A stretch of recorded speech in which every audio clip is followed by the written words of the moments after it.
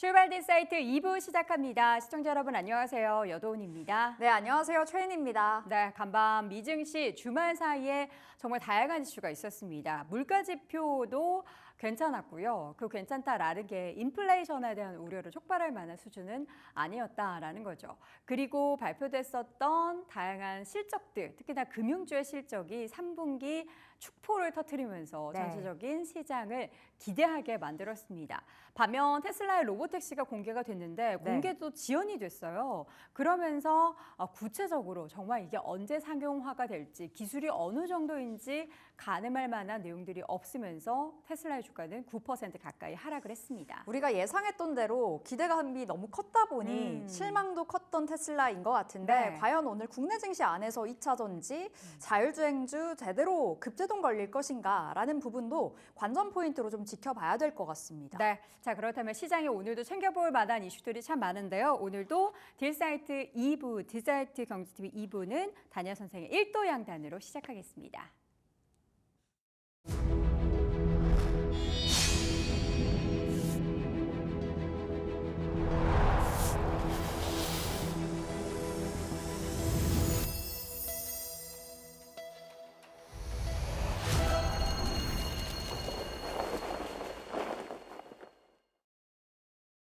네, 딜사이트 S 단야 선생 연결돼 있습니다. 안녕하세요. 안녕하세요. 안녕하십니까.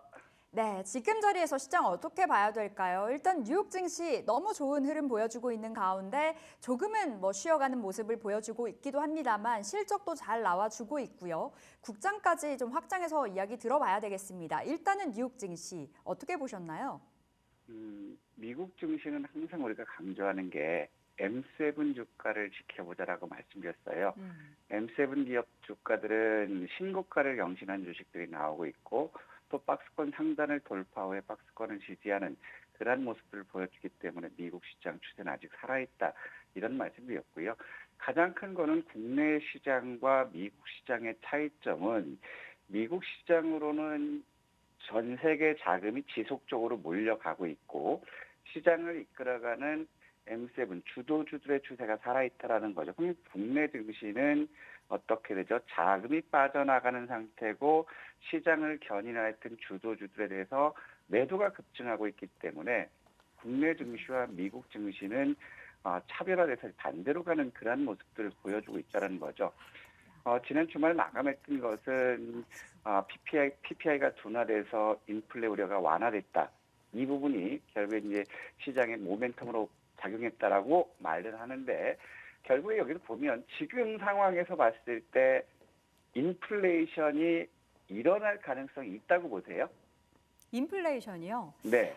사실 제가 전문가가 아니니까 속단할 수는 없겠지만 지금 나오는 데이터들을 보면은 그 2년 사이에 많이 좀 그 상승률이 제한적으로 됐고 이제 뭔가 국제유가나 다른 것들이 엄청난 변화가 있지 않은 한 지금 상황에서 꾸준히 유지되지 않을까라는 생각이 들긴 하는데 단야 선생님의 의견 어떠십니까? 우리가 좀 쉽게 봤으면 좋겠어요. 작년에 우리가 가처분 소득하고 2024년도에 가처분 소득 어때? 작년이 많았어요? 올해가 많았어요? 네, 뭐라고요? 우리가 급여를 받아서 우리나라요? 우리나라 기준으로 보면 똑같거든요. 작년에 급여 소득에서 쓸 수 있는 씀씀이가 더 여유가 있었나요? 아니면 2024년 소득에서 씀씀이가 더 여유가 있었나요? 작년이 조금 더 많았다라고는 하는데 사실 저 개인적으로는 비슷한 것 같습니다. 결국엔 미국도 마찬가지거든요. 네. 지금 소득 증가율보다 이자율, 비용 증가율이 높기 때문에 주요국들 마찬가지로 인플레이션은 일어나기 굉장히 어렵다. 물론 전쟁이라는 변수가 있기 때문에. 네. 근데 이 PPI 둔화가 결국에 인플레이 우려로 완화로 인해서 지수가 상승하는 모멘텀인데 이거는 잘못됐다고 보는 거예요. 왜냐하면 PPI가 둔화되고 있다는 거는 결국에 소비가 위축되고 있기 때문에 생산자 물가지수 역시도 같이 감소한다라는 거잖아요. 네. 근데 실질적으로 움직인다는 건 뭐냐면 은행 호실적 발표하면서 은행 업종들이 움직였고 그다음에 마켓머니 펀드 잔고가 사상 최고 8,700조가 증가됐다는 거예요. 그러면 여기서 보면 은행 이자를 금리를 낮췄기 때문에 공격적으로 단기 수익을 추구하는 단기 자금, 전단체, 마켓머니 펀드로 자금이 유입됐기 때문에 결국에 이거는 지수의 변동성은 굉장히 키울 수 있다라는 거예요. 그래서 지금 올라갔지만 마켓머니 펀드의 잔고가 줄어들었을 때 변동성은 더 커질 수 있는 거고, 그다음에 지금 수면 아래 가라앉아 있어요. 미국의 재정 적자가 굉장히 급증하고 있는 그런 상태고, 기업들의 감원과 해고 부분이 지속적으로 증가되고 있는 그러한 부분이라면 결국에 미국 역시도 고용 둔화는 불가피하다라는 것이고, 즉 고용 둔화, 해고와 인원 부조정 이런 부분이 증가된다는 것은 결국에 기업들의 실적 전망이 불안하기 때문에 미리 선제적으로 대응하는 거거든요. 그럼 이런 것들을 감안해 봤을 때 금리나 빅컷이라든가 이런 이슈로 인해서 올라왔던 것들도 결국에 모멘텀을 지속하기는 좀 어렵지 않을까 이런 생각이 들고 있고, 자, 이런 것들을 뒷받침하면서 지금 M7 관련 주가를 보면 일단 시장의 신고가 경신을 하고 조정을 보던 메타라든가 엔비디아라든가 그다음에 우리가 테슬라 이런 부분들을 지켜보자고 말씀드렸거든요. 그러면 여기서 보면 엔비디아 같은 경우도 블랙록에 대해서 내년도 일감 수주가 끝났다. 그래서 실적 개선은 좋아진다. 그래서 이제 전고점 부분을 돌파해서 쉬고 있는 모습이에요. 그러면 엔비디아 역시도 130불대를 지지받는다면 결국에 신고가 도전 나올 수 있고, 130불대를 이탈한다면 다시 한번 낙폭이 커질 수 있다. 그렇기 때문에 지금은 방향성을 탐색하는 그러한 과정일 수 있고, 그다음에 메타를 보더라도 메타 역시도 이제 신제품 출시에 대한 기대감들이 있기 때문에 최근 신고가 경신하고 숨고르기가 나오고 있어요. 그럼 여기서 보더라도 메타 역시도 우리가 봤을 거는 583불을 지지받는다. 그러면 결국에 이것도 신고가 지속될 수 있다라는 거죠. 그렇기 때문에 기술주들은 상승할 수 있는 여건들 되고, 반대로 이제 테슬라 같은 경우는 지연에 대한 실망감, 그다음에 로보택시에 대한 기대감이 너무 컸다. 그렇게 해서 낙폭이 크게 나왔거든요. 지난번에도 말씀드렸듯이 테슬라 같은 경우는 이미 시장에서의 실망감은 반영됐기 때문에 주식시장의 격언처럼 소문에 사서 뉴스에 팔라라는 것이 다시 한번 맞았던 거죠. 그럼 여기서 보더라도 이제 테슬라는 기술적인 반등을 볼 수 있는 그런 상황이라는 거예요. 여기서 보면 202불에서 240불 이 박스권을 볼 수 있기 때문에 결국엔 지수 역시도 제한적인 등락 보일 수 있지 않을까 이렇게 판단되고 있고, 그다음에 원자재 시장에서 우리가 한번 보면은 비트코인 같은 경우가 급락 후에 급반등이 나오는 그런 모습이에요. 그러면 비트코인이 전고점을 돌파한다면 지수 역시도 전고점 돌파할 수 있지만 지금 역시도 비트코인 역시 숨고르기 국면에 있다라는 것이고, 또 아울러서 천연가스가 급등했다가 급락 조정 나오고 있어요. 그러면 우리가 봤을 때 계절적으로 이제 천연가스에 대한 수요가 증가될 수 있는 그러한 국면이기 때문에 천연가스 부분, 즉 2690 여기를 지지받았을 때는 이제 반등 나오고, 천연가스 가격 원자재 쪽에서 상승이 나왔을 때 또 여기서는 인플레 우려감을 또 떠들 수 있다라는 거죠. 그리고 경제 선행 지표라고 할 수 있는 불의를 보더라도 급등 후에 주가가 단기 낙폭이 큰 상태에서 여기서 보면 4,373 여기를 지지받고 있거든요. 그러면 네. 여기서 불의가 저점을 이탈하지 않는다면 중국의 경기 부양과 미국의 70조 규모의 노후된 변압기 교체 이런 이슈들도 같이 있기 때문에 결국에 불의 가격이 상승한다면 미국 시장도 상승할 수 있다. 그래서 지금 우리가 미국 시장을 봤을 때 M7과 불의 주가 요 부분을 잘 지켜보면 좋지 않을까 싶습니다. 네. 자, 그렇다면 지금 시점에서 이제 아시아 증시 주요 특징을 볼 텐데, 최근에 글로벌 자금이 일본 시장에서 빠져나가서 중국으로 옮겨가고 있다라는 데이터들이 나오고 있다는데, 지난주 마감 상황을 보면은 중국은 좀 쉬고 일본은 올랐어요? 그 중국으로 자금이 들어가고 있다라는 게 과연 얼마나 들어갔는지 모르겠지만 원체 많이 빠져나왔기 때문에. 네. 근데 지금 보면 버핏이 올 최대 규모 엔화체 발행 시장에 참여했다라는 거거든요. 버핏이 니케이 지수가 상승하는 최초 시점에서 버핏은 미국의 상사주들을 투자했거든요. 그러면서 이제 일본의 지수가 니케이 지수가 급등 나왔다는 거. 그렇기 때문에 지금 버핏이 엔화체 발행에 참여했다는 것이 일단 단기적으로는 니케이 지수에 긍정적이었고, 그다음에 8월 경상수지흑자 역시도 85년이 최대치, 즉 지표가 좋아지면서 엔화 약세까지 겹쳐지면서 상승을 보였다. 근데 여기서 이제 우리가 봐야 될 부분들은 엔화가 지금 서서히 강세 전환되고 있어요. 그러면 일본을 비롯해서 전 세계 주요국들의 증시에 영향을 줄 수 있는 게 엔캐리 트레이드예요. 그러면 엔캐리 트레이드의 압력은 더 커질 수 있는 그런 국면이기 때문에 엔화가 강세를 보이면 미국 증시뿐만 아니라 코스피 지수 역시도 중국 지수 역시도 조정을 받을 수 있는 그러한 가능성이 있다. 이렇게 보여지고, 자, 중국 같은 경우는 이제 경기 부양 190조에서 190조를 추가 부양 정책을 내세우면서 시장의 기대치가 굉장히 높아지면서 급등 나왔거든요. 그러면서 일부 월가에서는 앞으로 상해 지수가 50% 올라갈 것이다. 이런 보고서가 나왔거든요.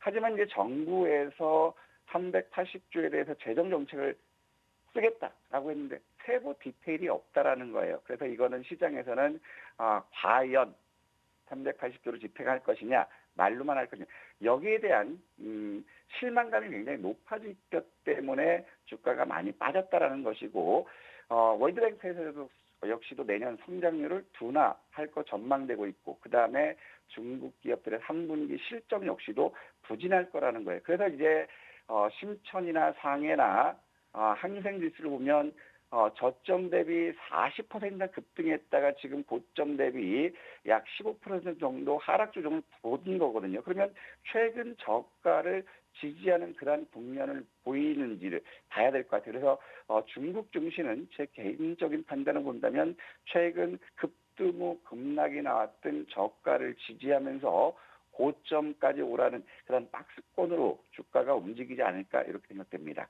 네, 빠르게 국내 시장도 점검을 해보도록 하겠습니다. 지난주 금리 인하가 단행됐음에도 불구하고 시장은 뭐 그렇게 큰 긍정적인 반응을 보이지는 못했던 것 같은데, 지금 시장에 필요한 것, 그러니까 뭔가 더 강한 시장을 위해서는 뭐가 지금 제시가 돼야 된다라고 보십니까? 그 대책을 가지고 있을까요? 과연? 아니, 우리 단연 선생님께서 보시기에요. 지금 보면 제일 큰 부분은 상방에 대한 기대감은 저는 안 갔었으면 좋겠어요. 그래서 지수도 지금 주요국들은 상승하고 있지만 코스피 지수 같은 경우는 제한적인 박스권을 보는 것이 필요하지 않을까 싶고, 네. 한국은행에서 금리를 인하했어요. 근데 이 부분은 시장에 호재로 작용한 것이 아니라 단기적으로 그만큼 한국 경제 상황이 안 좋다라고 받아들였거든요. 한국은행의 스탠스는 최근 가계부채가 급증되면서 10월도 금리 동결에 대한 의견들도 반박 팽팽했거든요. 그런 상황에서 전격적으로 기준금리 인하를 단행했기 때문에 경제 불안에 대한 것들이 크게 부각됐다라는 거예요.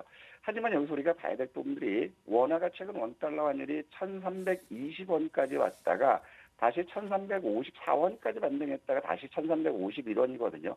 그러면 최근 들어서 원화 약세에서 부각됐던 부분이 자동차 섹터라든가 화장품이라든가 그다음에 바이오 섹터였거든요.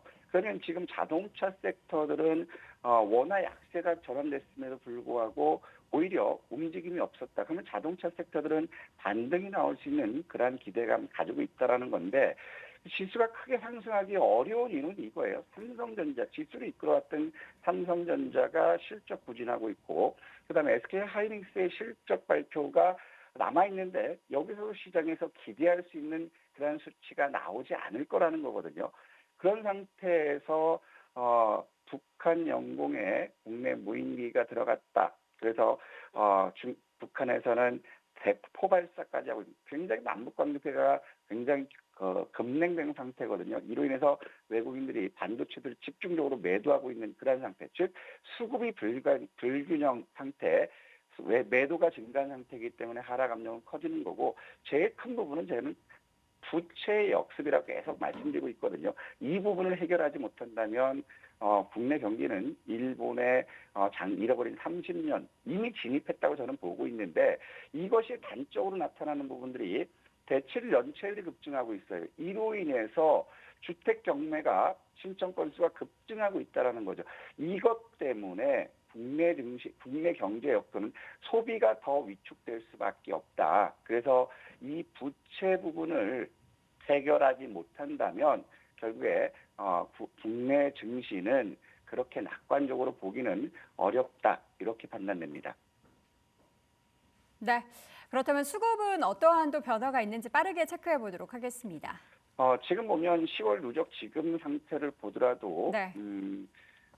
외국인들 코스피에서는 6천억을 매도했거든요. 그러면서 누적으로 1조 원 넘어갔고 네. 그다음에 선물에서 4,300억이에요. 일단 수급은 깨졌거든요. 그래서 시장의 변동성은 더 커질 수 있는 그런 상태고 그러면 예탁금이라든가 CM이라든가 마켓머니 펀드 역시도 이제 유입이 주춤된 그런 상태예요. 그래서 유동성 공급이 줄어든 그런 국면이기 때문에 시장의 변동성은 커질 수 있는 그런 상황이 될 수 있다. 이렇게 판단되고 있고 미국 시장은 잠깐 언급을 빠뜨린 걸 말씀드리면 미국 시장이 주말에 마감했던 것들 보면 연료전기라든가 철강이라든가 은행, 재생에너지, 반도체, 방산이 강세를 보였어요. 그럼 우리 시장 역시도 은행이라든가 반도체라든가 신재생, 강산 섹터들은 매수세가 유입될 수 있고 이런 요인들로 인해서 우버, 테스널, 코인베이스, 솔라엣지, 퓨얼셀 에너지가 급등을 보였어요. 반대로 실망감을 해서 테슬라라든가 얼라인드테크, 브로드컴 이런 것들이 이제 하락하는 모습 보여줬고 ETF 시장을 보더라도 가상화폐, 헬스케어, 운송물류, 항공우주, 바이오테크가 강세를 보이면서 테슬라 영향으로 인해서 2차 전지라든가 대마, 원유 섹터들이 약세를 보였다는 것. 그럼 여기서 놓고 미국 시장을 놓고 보더라도 우리가 오늘 집중적으로 공략할 것들이 보인다는 것. 그래서 지금은 종목 장세다. 수익을 추가하자. 이런 말씀 드리고 싶어요. 네. 종목 장세 속에서는 뭔가 재료가 될 만한 이슈가 정말 중요할 텐데 오늘 뭐 주요 일정 그에 따른 집중 공략할 만한 섹터는 뭐가 될까요? 아무래도 오늘부터 현지 시간은 오늘이니까 우리는 내일이 되겠죠. 네. 파리 모터쇼가 있어요. 그럼 이거는 서두에 말씀드렸던 것처럼 환율이 워낙 약세 전환됐거든요. 그리고 최근 자동차 섹터들이 낙폭 과대였기 때문에 반등이 나올 수 있고 그다음에 오늘부터 삼성 복빅 체험존 오픈해요. 그러면 지금 로봇 섹터 역시도 낙폭 과대이기 때문에 반등 나올 수 있는 그런 국면이고 하멘바이오 이노베이트 파트너십 데이 전야제가 있어요. 그러면 이 부분은 제약바이오 섹터가 되겠죠. 최근 반도체가 주춤하면서 국내 시장에서는 제약바이오가 주도 섹터로 부각됐어요. 그러면 제약바이오들 급등에 따른 피로감은 있을 수 있지만 여전히 주도 섹터 관심될 수 있다. 그래서 오늘 우리가 봐야 될 거는 신재생, 자동차, 로봇, 제약바이오, 반도체 이쪽으로 봤으면 되겠고 오늘 오전장을 우리가 집중해서 본다면 자동차와 그다음에 신재생 이쪽을 로봇까지 집중적으로 봤으면 좋겠고 오후까지 본다면 제약바이오와 반도체까지도 이렇게 폭넓게 봤으면 좋겠습니다. 네, 주요 일정 세 가지 정리해 주셨습니다. 지난번 공략해 주셨던 핫 이슈 종목 AS 두 종목만 좀 들어보도록 하겠습니다. 지아이노베이션은 수익률이 17%를 넘어서면서 놀라운 수익률을 기록했고요. 유한양행도 지난주 움직임 좋으면서 또 12%대 수익률을 기록하고 있습니다. 두 종목 확인을 해볼까요? 지아이노베이션 같은 경우는 우리가 1차 목표는 14,500원을 매수가 하단받고 욕심낼 뿐은 신고가 도전하자라고 말씀드렸어요. 네. 이거 역시도 파이프라인 이전이라든가 이런 것들은 이슈들이 남아있고 지금 상황에서 바이오 섹터들로 수급이 유입되고 있는 그러한 국면이기 때문에 안정적으로 가실 분들은 14,500원 부분에서는 반을 매도하고 신고가 돌파하시는 것들을 확인하고 대신에 욕심이 크고 엉덩이가 무거우신 분은 전량 신고가 도전하자 이런 말씀드리고 싶고 유한양도 마찬가지예요. 유한양 같은 경우는 FDA 승인 이후에 폐암 치료제라든가 비만 치료제라든가 모든 기관들이 유한양행과 리가캠을 지금 보고 있는 그런 국면이거든요. 그러면서 어제 상황에도 신고가를 경신하는 그런 모습이에요. 그러면 우리가 여기서 봤을 때 유한양행 같은 경우도 아직까지 추세는 살아있는 그런 국면이기 때문에 15만 4천 원을 지지한다면 또다시 신고가 지속적으로 도전해보자 이런 말씀 드리고 싶습니다. 네.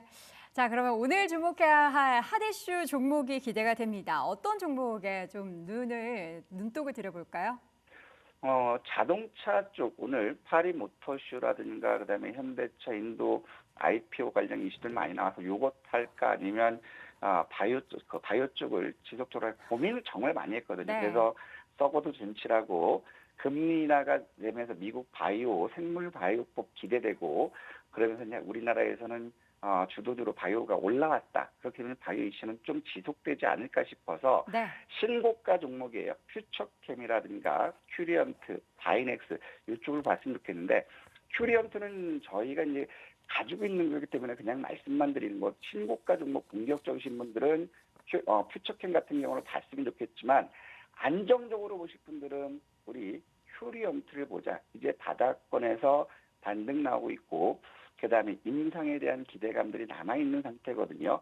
그래서 4,650원에서 시초가까지 오늘 매수해보고 분할 매수해보고 손절은 좀 크게 가져갈게요. 4,200원 이탈.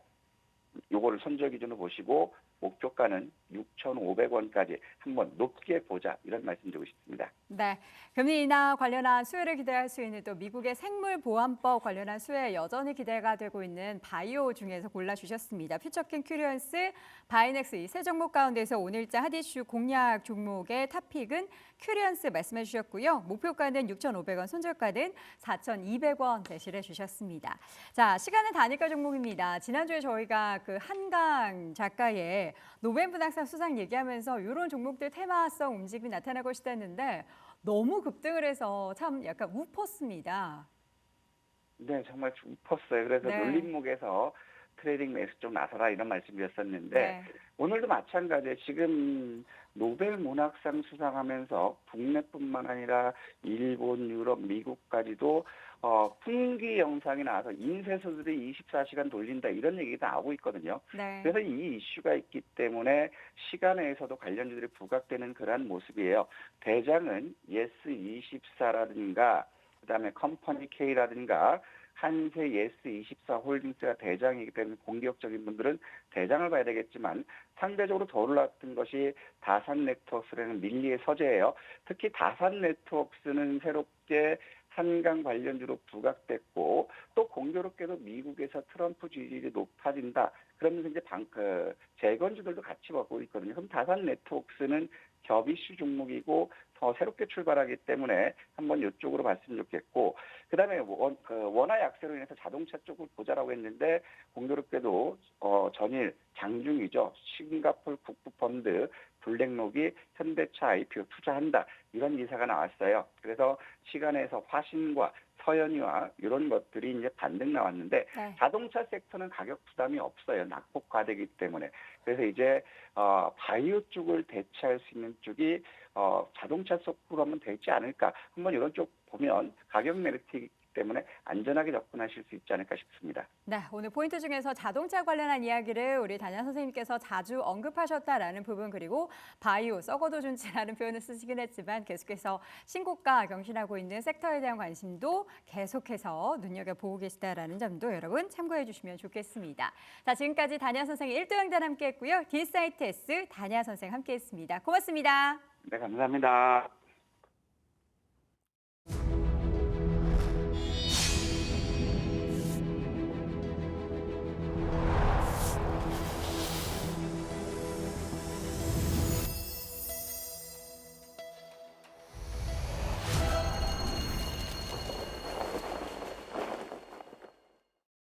네, 손여로의 열혈 함께하겠습니다. 퍼스트 프라임 리서치 손여로 팀장 나오셨습니다. 어서 오세요. 안녕하십니까. 네, 주말 잘 보내셨나요? 주말 잘 보냈지만 시장 걱정에 시간만 보낸 것 같습니다. 다들 이렇게 똑같이 대답을 해주시네요. 진짜 시장이 너무 그렇게 막 잘 가지 못하고 특히 다른 증시 대비해서 국내 증시가 원체 소외받고 있잖아요. 지난 금요일에 이제 한국은행 금통위에서 전격적으로 금리 인하 단행이 됐음에도 불구하고 힘이 없더라고요. 시장 어떻게 봐야 될까요? 네, 그렇습니다. 투자를 하신 분들 아무리 국내 주식에 국한된 투자를 하신다고 하더라도 이 경제 지표를 우리나라 것만 보진 않으실 거란 말이죠. 미국이나 중국, 일본 등을 봤을 때 확실하게 영향력은 우리나라 경제 지표보다는 미국이나 중국, 일본 등의 경제 지표가 컸었습니다. 그러면서도 저도 우리나라 사람이기 때문에 이제 우리나라의 기준금리가 인하가 됐을 때 조금 탄력이 있기를 바랬어요. 근데 뭐 중요도는 역시 미국이 가장 높다라고 보고 있고, 저는 좀 이제 경제 지표가 외면을 받았다라고 좀 판단합니다. 이제 뭐 소문단 장치에 먹을 게 없었다라는 표현보다는 기대를 하지 않았는데 뭐 기대를 주려고 발버둥 쳤었는데 아무도 기대를 주지 않았다라고 판단합니다. 그래서 앞에서도 이제 조 부장님께서 말씀 주셨지만 기관 같은 경우는 기준금리 인하에 따라서 저가 매수를 넣는다라고 하겠지만 전반적인 시장의 방향은 외국인이 잡고 있다라고 판단합니다. 그래서 이 삼성전자를 올해 상반기에 매수했던 외국인 투자가들의 매도세가 아직 좀 남았고, 보통 제가 저번에 한 서두쯤에 말씀을 드렸는데 이 삼성전자 외국인 보유 비중이 물론 올해 상반기보다 아래 가격대에 있음에도 불구하고 외국인의 보유 비중은 매도할 금액이 좀 남았다라고 판단합니다. 그다음에 외국인과 기관의 특징은 그들의 손실이든 이익이든 간에 매도하는 게 거리낌이 없다라는 것이죠. 이런 부분들은 조금 아쉽다라고 하더라도 반도체를 제한 다른 섹터들은 우리가 그나마 뭐 단기 관점이라든가 수익 관점으로도 매매할 관점이 있고, 뭐 제약바이오라든가 뭐 조선이라든가 방산이라든가 이런 우리가 반도체는 조금 소외받더라도 반격할 수 있는 섹터는 분명히 있으니까 그쪽 섹터 위주로 좀 지켜보시는 게 좋을 것 같습니다. 알겠습니다. 자, 지금 자리에서 특징주 그 안에 또 시장에 힌트가 있을까요? 하나씩 체크해 보도록 하겠습니다. 먼저 첫 번째로는 금요일에 진짜 핫했던 테마 그 안에서 웅진 싱크빅 가져와 봤습니다. 자, 웅진 싱크빅이 17%의 급등을 보였는데 장중에는 더 좋았거든요. 26% 강하게 올라갔다가 17% 상승 마감됐습니다. 한강 작가 이제 노벨 문학상 수상했다라는 그 소식 전해지면서 관련주들이 날아갔잖아요. 그 안에 웅진 싱크빅이 있던데 출판주는 아니죠? 일단 교육주다라고 보시면 좋을 것 교육주 같고요. 다 좋더라고요. 출판사업도 영위를 하고 있습니다. 제가 특징주로 꼽아드렸는데 첫 번째 특징주로 꼽아드렸기 때문에 단기적인 관점으로 봐야 되는구나라고 생각하시면 좋을 것 같습니다. 저 역시도 우리 시청자분들께 수익을 가져다 줄 수 있는 섹터이고 네. 매매 관점으로 보기 좋은 섹터이기 때문에 소개를 해드리는 거지, 저는 정치적인 중립이기 때문에 우리가 정말 생각도 못했던 이슈가 나왔을 때는 이제 그 이슈에 대해서는 마냥 긍정적으로 보다가 네. 부정적인 뷰가 나오죠. 근데 이 부정적인 뷰가 실적적인 부분도 있고 정치적인 부분도 있기 때문에 전 정치적인 중립적인 부분에서 실적보다는 수급 관점으로 보는 게 좋다라고 판단합니다. 그래서 이 웅진 시크빅 같은 경우는 출판 및 교육 서비스 사업을 영위를 하고 있고 통합형 학원 관리 플랫폼 사업을 영위를 하고 있는데, 보통 이런 이 한강 작가가 이제 노벨 문학상을 수상했다는 뉴스가 나오면서 관련 종목들이 강세를 보이고, 그 관련 종목들이 2시간에서 3시간 정도 강세를 보인 다음에 그 뒤를 쫓을 수 있는 종목들, 그 뒤를 쫓을 수 있는 종목의 어떤 충분 조건 같은 경우는 실제 연관 여부가 있냐라는 것인데, 제가 한번 실적을 한번 따져봤거든요. 제가 그 출판사를 들어가 보니까 이 책들이 보통 약 8,000원에서 9,000원에 판매가 되더라고요. 네. 그다음에 지금 이 뉴스가 나오면서 약 13만 부가 팔렸다고 합니다. 그러면은 13만 부가 한 권당 10,000원이라고 책정을 했을 때 약 130억 정도 매출 나올 수 있거든요. 네. 근데 130억 매출이라는 것도 사실 우리가 반도체랑 2차 전지랑 제약 바이오를 봤을 때는 그렇게 큰 매출 비중도 아니고, 이 큰 매출 비중이 출판사들이 다 가져가는 게 아니고 유통사도 있고 그렇죠. 출판사도 있고 이제 작가분들께 주는 인지세를 있기 때문에 내가 이 뉴스가 나왔을 때 밸류에이션을 접근을 해봤을 때는 그렇게 크게 기대하기 어려울 것 같다라고 보고 있고요.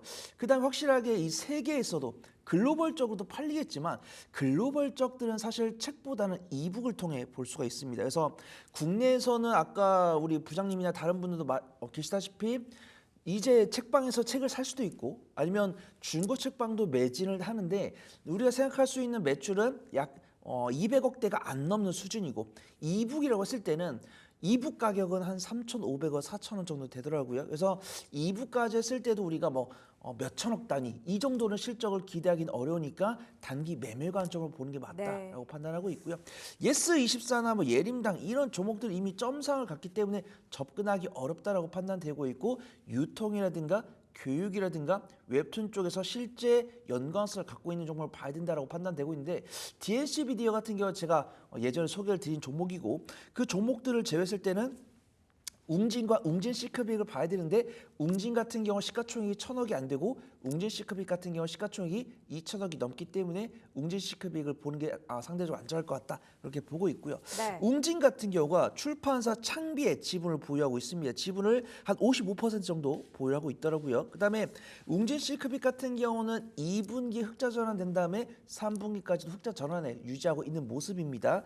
그다음에 향후 리포트를 보니까 에듀테크 스쿨과 MOU 체결을 통해서 하반기 실적 향상 기대감이 있다라고 판단하고 있고요. 21선과 61선을 돌파하면서 장대 양봉 나왔다가 윗꼬리가 달려 있습니다. 윗꼬리가 달려 있는 가운데 5일선은 지지해 주는 모습이고 기관의 순 매수세가 확인되고 있기 때문에 눌림목 공략을 한 다음에 단기적인 관점으로 접근해 볼 수 있는 종목으로 보인다. 그렇게 말씀을 드리도록 하겠습니다. 그러니까 모멘텀 플레이에 의해서 움직일 수 있는 종목 그 안에서 웅진 싱크빅을 픽해 주신 거고요. 단기적인 관점에서만 접근 가능하다. 좀 발빠른 대응이 정말 중요할 것 같은데 원체 많이 올랐잖아요. 그럼 목표가 어디로 설정해 주실 거예요? 네, 어제 정규장 끝나고 나서 시간의 단일가 봤는데 어제 종가 대비해서 크게 흔들리지 않는 모습입니다. 그래서 2,040원부터 마이너스 4% 구간까지 분할 매수 해보시면 좋을 것 같고요. 제 손절가는 1,900원 짧게 잡아드리고 1차 목표가는 2,250원 잡고서 3거래일 이내 매매 마무리해 보시면 좋을 것 같습니다. 네. 2,250원, 손절가는 1,900원으로 상단과 하단 가격 체크하시면서 좀 기민한 대응이 필요하겠습니다. 두 번째 특징주로 넘어가 볼게요. 두 번째도 금요일에 잘 갔던 종목 챙겨와 봤는데 HPSP 반도체 장비의 대표 주자죠. 8%의 강한 상승으로 마무리가 됐습니다. 33,200원 돌파가 됐는데요. HPSP 테슬라 로보택시 관련주로도 볼 수 있는 거예요? 네, 저는 일단 이 비중이 한 70% 정도 된다라고 판단하고 있고 HPSP가 이제 고압수소 어닝 반도체 장비를 제조를 하고 있기 때문에 보통 엔비디아, SK하이닉스, 한미반도체 밸류체인으로 보시는 분 계십니다. 그래서 금요일날 나왔던 뉴스가 두 가지죠. 엔비디아의 이 새로운 GPU 수요가 견조하다라는 뉴스가 있고 TSMC의 월간 실적이 잘 나왔기 때문에 그 관련 있는 밸류체인이 낙수 효과를 얻을 거다라는 뷰가 있습니다. 그 다음에 테슬라가 로보틱스를 공개했을 때 이 HPSP 같은 경우는 온디바이스 AI 관련 종목으로도 분류가 될 수 있기 때문에 과연 이 종목이 저번 주 금요일은 어떤 이슈로 강세를 보였나 이 부분을 체크할 건데 SK하이닉스 같은 경우는 외국인의 순 매수가 들어왔어요. 근데 한미반도체랑 이스페타시스 같은 경우는 좀 보합권에서 움직였고 HPSP 같은 경우 플러스 8% 움직였는데 이 플러스 8% 움직일 때 분봉상 움직임이 테슬라와 연관성이 높았기 때문에 아무래도 테슬라의 로보택시 공개에 따라서 온디바이스 AI 모멘텀으로 상승한 것이 맞다라고 보는 게 맞다라고 판단하고요. 그 다음에 엔비디아 향 밸류체인 뉴스도 한 30% 이상의 영향력을 줬다라고 판단합니다. HPSP 같은 경우는 한미반도체와 마찬가지로 올해 상반기에도 견조한 실적을 보여줬고 이 HPSP가 왜 온디바이스 AI냐면 이 온디바이스 AI 필요한 전공정 장비를 납품한다고 합니다. 그래서 전공정 장비이기 때문에 웨이퍼에다가 이 회로를 그린 다음에 커팅을 해가지고 패키징을 해서 그 용도에 맞게 포장을 하는 게 중요한데 그 회로를 그리기 위한 여건을 만들기 위해 필요한 장비가 고압수소 어닝 장비이기 때문에 이 HPSP 같은 경우 시스템 반도체, 온디바이스 AI 반도체를 만들기 위한 전공정 장비 수혜를 입는다라고 보고 있습니다. 그 다음 증권사 리포트를 보니까 해외 메모리 투자 확대료나 실적 개선 기대감이 있다라고 해요. 그래서 어떤 해외 매출사인지 공개되지 않았지만 저는 한미반도체나 TSMC나 엔비디아로 생각을 하고 있습니다. 그 관련으로서 좀 수혜가 있을 거다라고 보고 있고요. 네. 저는 테슬라의 이 사이버 캡이 전기차만큼은 팔릴 거다라고 판단합니다. 그래서 내연기관과 전기차랑 자율주행 택시를 비교했을 때는 아마 이 두 부류가 가깝기 때문에 뭐 하이브리드카나 내연기관보다는 전기차 판매만큼 이루어질 거다라고 판단을 해요. 그래서 테슬라는 좀 약세를 보이더라도 이 테슬라가 운행하기 위한 로보택시가 필요한, 물론 이 스페이스 X가 빨리 좀 상용화 됐으면 좋겠지만 이 스페이스 X가 상용화 되기 전까지는 이 자율주행 로보택시는 온디바이스 AI 구동이 중요할 것 같다라고 보고 있습니다. 이런 수혜 기대에 기간의 순매수가 들어오면서 61선 돌파하면서 점진적인 우상세 보여주고 있으니까 네. 유심히 봐야 된다 판단해 보도록 하겠습니다. HPSP 그럼 목표가 손절가 체크 들어가 볼게요. 네, 분할 매수 잘 못하시는 분들도 유심히 보시면 좋다라고 판단하고 있고요. 33,200원부터 마이너스 3% 구간까지 분할 매수 해보시면 좋을 것 같고요. 손절가는 31,300원, 1차 목표가는 36,500원 잡아보도록 하겠습니다. 1차 목표가입니다. 36,500원 목표가 챙겨가시기 바라겠습니다. 세 번째 특징주 넘어가 볼까요? 대웅제약인데요. 비만 치료 관련주. 대웅제약이 또 한 번의 신고가를 새롭게 썼습니다. 금요일에 시세가 폭발해서요. 7% 급등. 장중에 이제 계속해서 시세 확장하면서 종가가 고가에 걸려 있거든요. 16만 1,100원까지 올라섰는데 어디까지 봐야 될지도 궁금하고, 일단 위고비 상륙이 내일이잖아요. 그러니까 오늘이 D-1인데 이거 세론 대비해야 되는 거 아니에요? 세론 대비해 봐야 된다라고 판단하고 있지만 수급이 너무 좋아서 세론이 안 될지도 모르겠다라고 판단합니다. 그래서 상륙 이 시점이라는 게 우리가 이미 저번 주랑 저저번 주도 알았기 때문에 영향력 크지 않을 것 같다라고 판단되고 더 있고요. 좋았죠.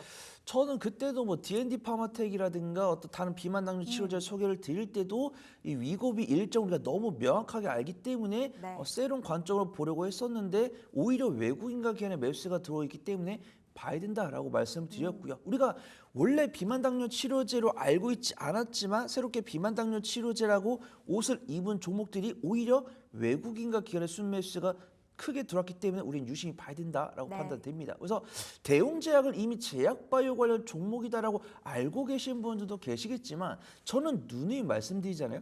이 투자분들의 투신 변화랑 뉴스의 발생 시기랑 연동을 시켜본다고요. 그래서 이 대웅제약이 차세대 비만 당뇨 치료제를 준비하고 있다는 뉴스가 나왔을 때 외국인과 기관의 매수세가 증가했기 때문에 대웅제약은 새로운 비만 당뇨 치료제 수혜주로 보는 게 맞다라고 판단합니다. 그다음에 이 대웅제약과 휴젤과 메디톡스가 우리가 알고 있는 보톡스 3대장이었거든요. 근데 확실하게 대웅제약가 조금 떨어진 다음에 이제 메디톡스랑 휴젤의 2파전이었죠. 그러면서 이 휴젤과 메디톡스 간의 확정 판결이 나오면서 혹시라도 대웅제약으로 불똥이 튀지 않을까 생각을 했었는데 오히려 대웅제약은 비만 당뇨 치료제 모멘텀을 얻으면서 외국인과 기관의 매수가 들어왔기 때문에 이 보톡스 매출은 나오지만 이 휴젤과 메디톡스한테 끼어가지고 손해를 보는 일은 없을 것 같다라고 판단합니다. 대웅제약이 이 CPHI라는 행사가 있습니다. 세계 최대 제약바이오 전시회고 이탈리아 밀라노에서 열린 행사인데 이 행사에 참여해서 월 1회 비만약을 공개했고 그 다음에 팩스클로나 엠블로 등의 신약을 공개했다고 밝혔을 때 외국인과 기관이 이 뉴스를 보고서 저가 매수를 넣기 시작을 했기 때문에 대웅제약은 현 위치가 바닥이면서도 새로운 시작이 될 수 있다고 바닥까지요? 판단하고 있고요.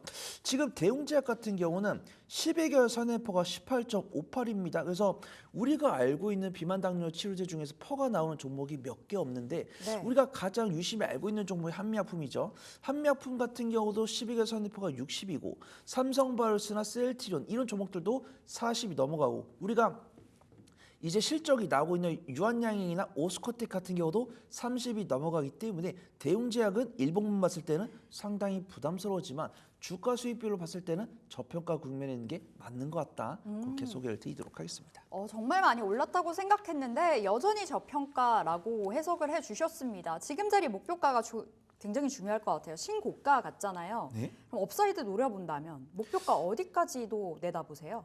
네, 우선 점진적인 우상세 보여주고 있기 때문에 16만 1,000원부터 마이너스 4% 구간까지 분할 매수 해보시면 좋을 것 같다라고 판단하고 있고요. 제가 단기 박스가 고점 부근이 15만 2,000원 손절가 잡아드렸는데 추가 매수가로 잡아보셔도 좋을 것 같습니다. 1차 목표가는 17만 7,000원 잡고서 나의 수익 대비 이제 5% 단위로 자르면서 분할 매도 해보시면 좋을 것 같습니다. 네, 17만 7천 원 여러분 목표가 더 올려보도록 하겠습니다. 대웅제약 세 번째 특징주로 챙겨가시면 되겠고요. 오늘장 한마디 받아보겠습니다. 네, 오늘장 긴급 전략에 드라마의 아내의 유혹 보시면은 OST가 이렇습니다. 왜 나는 너를 만나서라는 가사가 이제 시작되죠. 오늘 노래 하시기로 하셨죠? 노래 했잖아요. 네.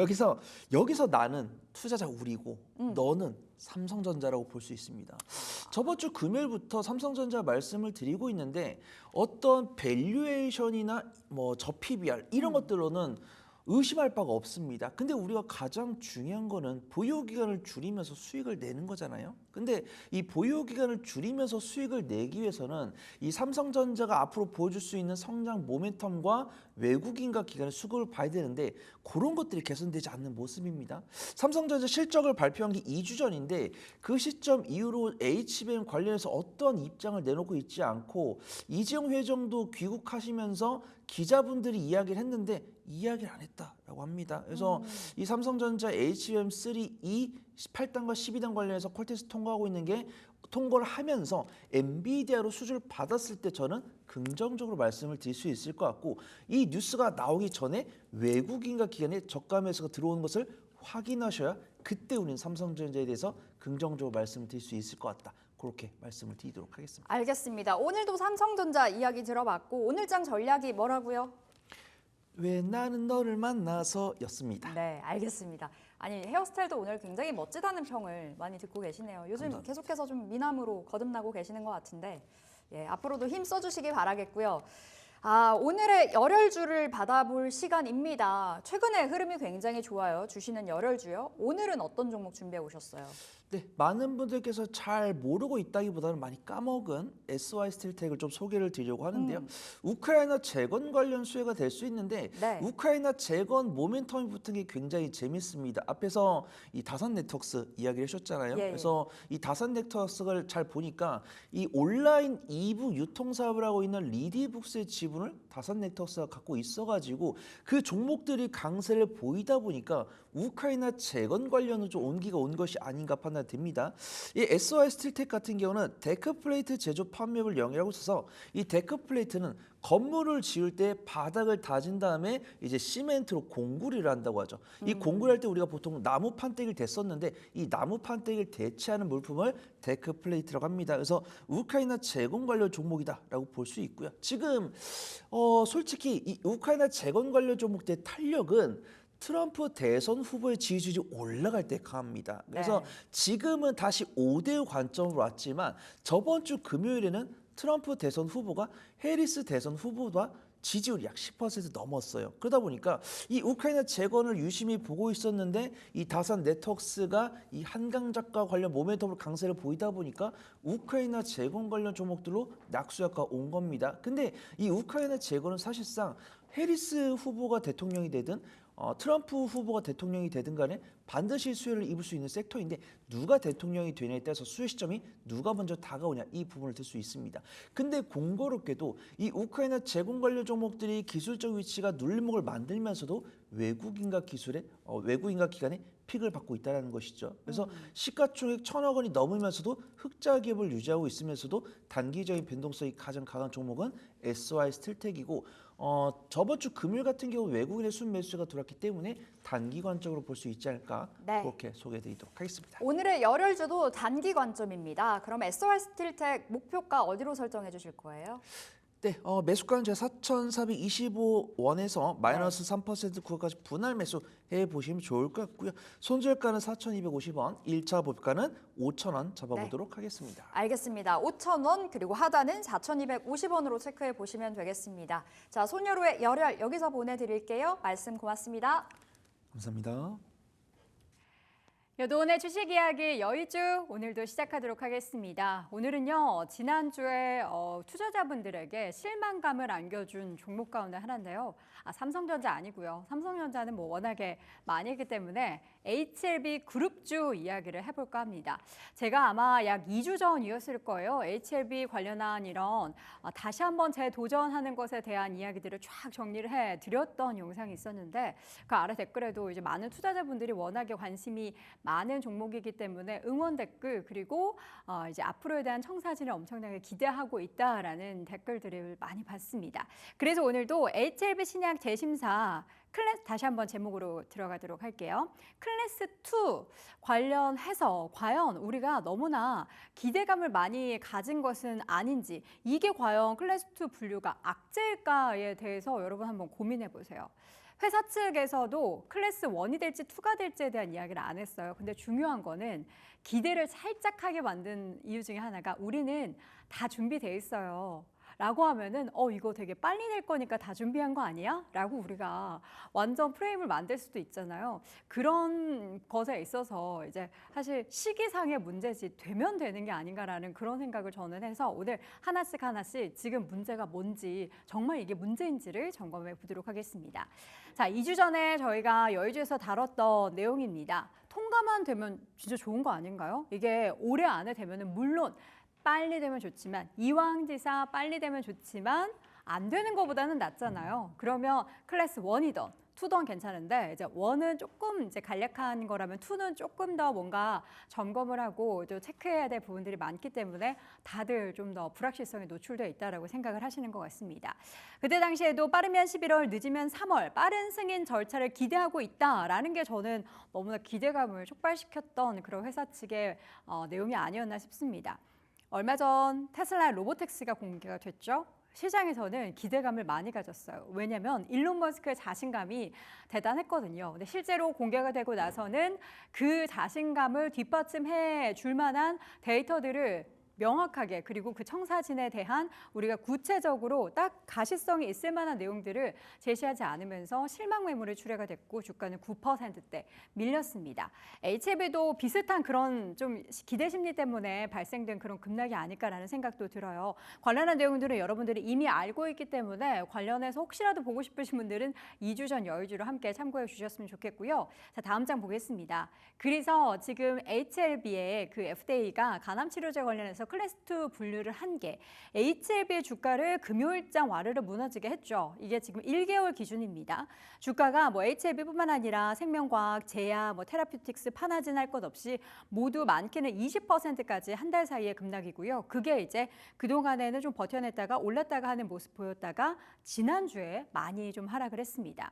클래스 1으로 분류하면은 앞서 말씀드렸던 것처럼 11월 정도면은 결과가 나오게 되고요. 클래스 2는 6개월 내이기 때문에 6개월이라고 못 받기도 좀 그렇지만 어쨌든 늦어도 내년 3월 전에는 결과가 나오는 겁니다.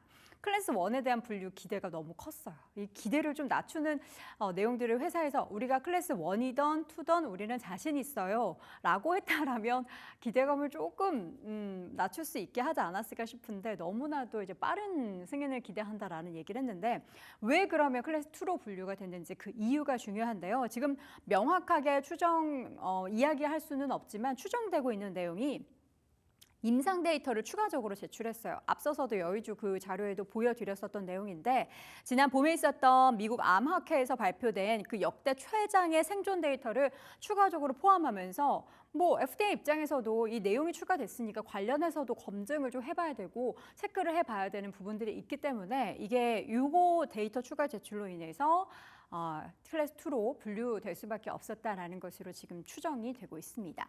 다음 장 보겠습니다.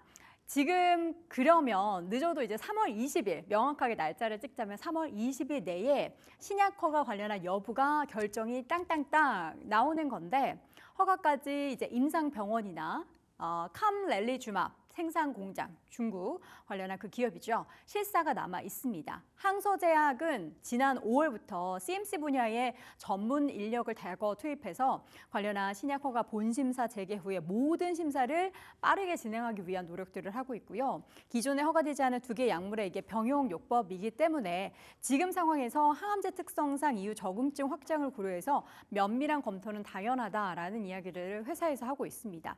당연히 이게 뭐 그냥 약 아니고 사람의 목숨을 왔다 갔다 하게 하고 그것도 또 심지어 암인데 대충 할 수는 없겠죠. 지금 HLB가 공략하고자 하는 시장은 글로벌 간암 치료제 시장입니다. 규모를 보면은 지난 2022년 대비해서 2030년까지의 규모는 막대 그래프를 봐도 굉장히 많이 증가할 것이다라는 기대감을 갖고 있죠. 우리는 이러한 증가하는 시장에 대해서 HLB가 뛰어들고 그리고 정말 좋은 기술력을 가진 두 약물의 시너지를 엄청나게 기대를 하고 있는 겁니다. 그러나 이제 주가가 더 올라가기 위해서는 그동안의 기대감 그리고 그 결과가 나와야 되고 결과 플러스 이제 매출로 찍히는 그러한 아주 탄탄대로의 청사진을 기대를 했을 텐데 일단은 한 걸음 한 걸음 올라가는 그 걸음걸음마다 사실 뭐 쉽지는 않죠. 쉬운 게 어디 있겠습니까? 근데 HLB에서 이번에 우리가 기대감을 너무 높였기 때문에 그 한 걸음 뛰는 데 있어서 우리가 응원해주기보다는 아 뭐야 이거 또 다른 불확실성 있는 거 아니야? 또 뭐 더 추가하라는 거 아니야? 이러다가 혹시 라는 그런 생각에 주가가 많이 좀 휘청였던 것 같습니다. 마지막 장 보겠습니다.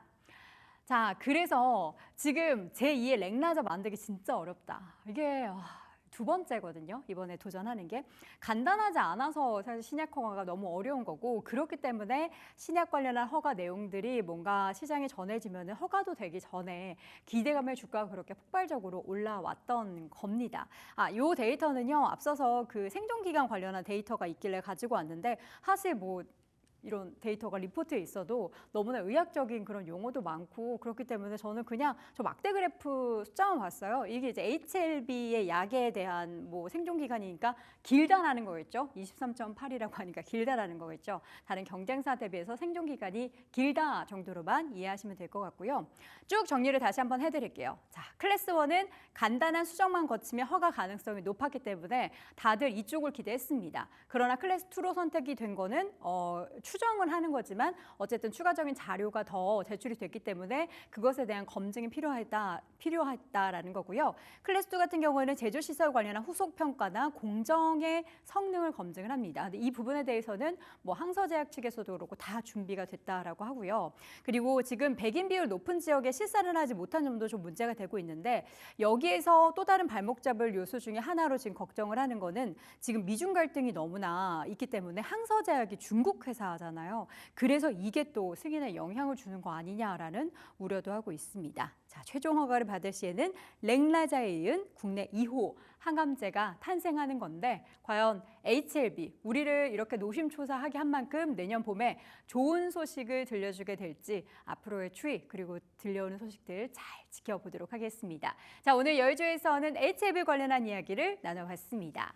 네, 이어서 오늘장 개장 중계와 동시효과 확인해 보도록 하죠. 오늘도 윤여민 전문가 IM증권 염정 차장 함께합니다. 어서 오십시오. 안녕하십니까? 네, 안녕하세요. 네, 안녕하세요. 네, 반갑습니다. 자, 오늘 전략부터 좀 체크해 보도록 하겠습니다. 윤여민 전문가님. 네, 사실 이제 이번 주 같은 경우는 본격적인 실적 시즌이 좀 돌아야 하다 보니까 이와 관련된 부분을 좀 체크해볼 필요가 있지 않을까 생각합니다. 결국 이제 3분기 실적 숫자에 좀 집중해야 될 부분이 아닌가 생각을 하고 있는데요. 특히 미국 기업은 아닙니다만 좀 시장에 영향력 있는 반도체 기업들 실적이 좀 발표가 됩니다.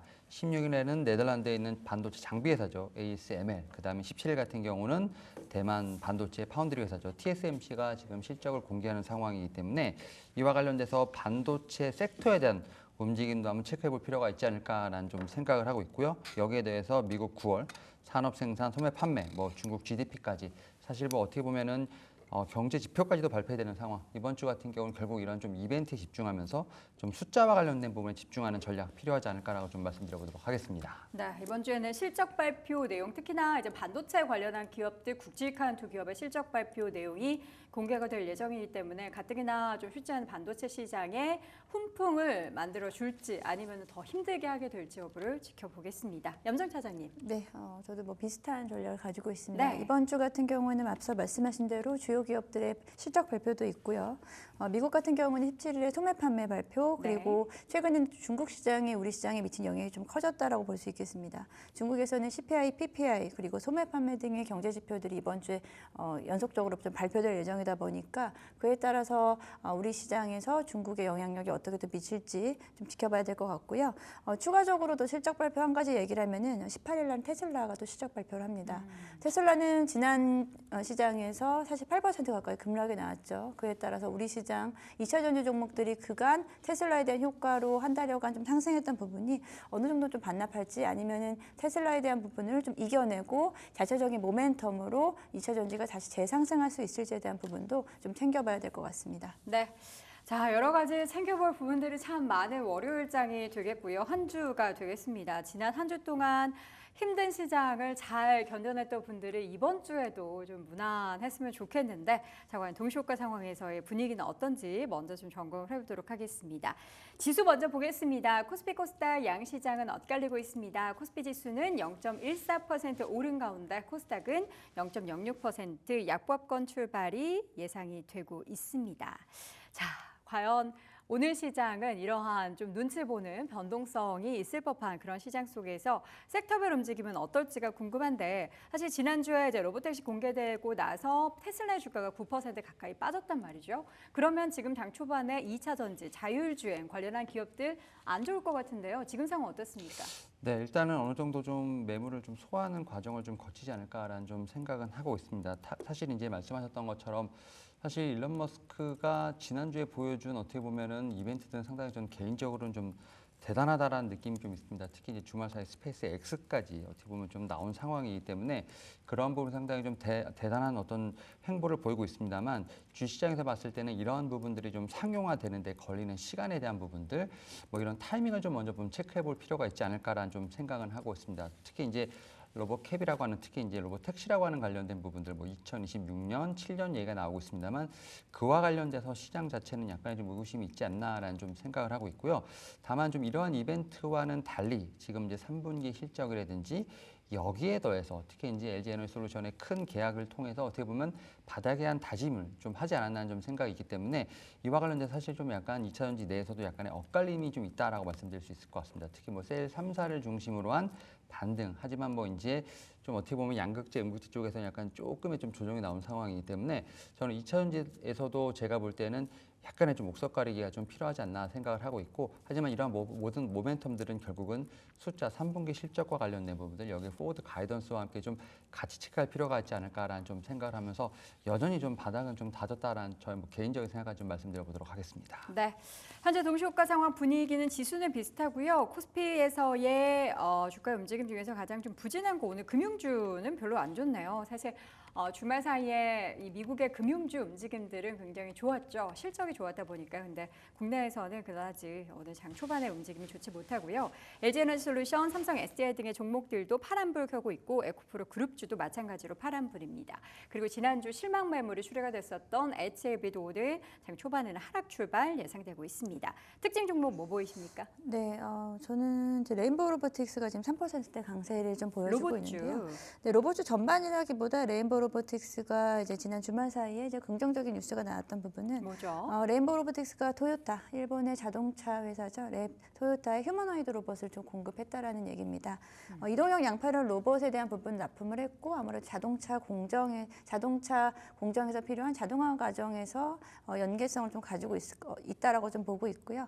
레인보우 로보틱스가 이번에 이제 휴머노이드 로봇에 대한 공급을 통해서 지속적으로 협동 로봇이라든지 로봇 산업에 대한 확장세를 좀 가져갈 수 있지 않을까라고 보면서 오늘 3% 일단은 강세 출발로 나타내고 있습니다. 네. 로봇주 가운데서는 레인보우 로보틱스 개별적인 모멘텀의 영향으로 오늘장 3%에서 4% 가까이 강한 상승 출발이 예상이 되고 있습니다. 또 다른 특징주, 지금 금융주는 뭐 다 하락하는 건 아니고 앞서 말씀드렸던 신한지주 정도만 2%대 하락 출발 예상되고 있고요. KB금융이나 뭐 하나금융지주 등의 종목들은 상승 출발 예상이 되고 있습니다. 반면 오늘 LNF 그리고 삼성 SDI, 포스코 퓨처엠 등의 종목들은 하락 출발 예상이 되고 있습니다. 종목 하나만 더 좀 체크해 주시죠. 네, 저는 좀 방산 쪽에서 하나 에어로스페이스를 한번 좀 말씀을 좀 드려볼 수 있을 네. 것 같은데요. 사실 지난주에 좀 시장이 살짝 좀 어떻게 보면 좀 움직임이 있었음에도 불구하고 방산 섹터에 대한 반등은 좀 강하게 나왔다라고 말씀드릴 수 있을 것 같습니다. 아무래도 이제 중동 관련된 뭐 리스크가 좀 많이 부각되는 상황, 이런 상황에서 또 미국 대선에서도 어느 후보가 된다 하더라도 전혀 영향이 없는 좀 그러한 어떤 섹터로서 인식이 되면서 방산 섹터에 좀 아웃퍼폼이 있었다라고 좀 말씀드릴 수 있을 것 같고요.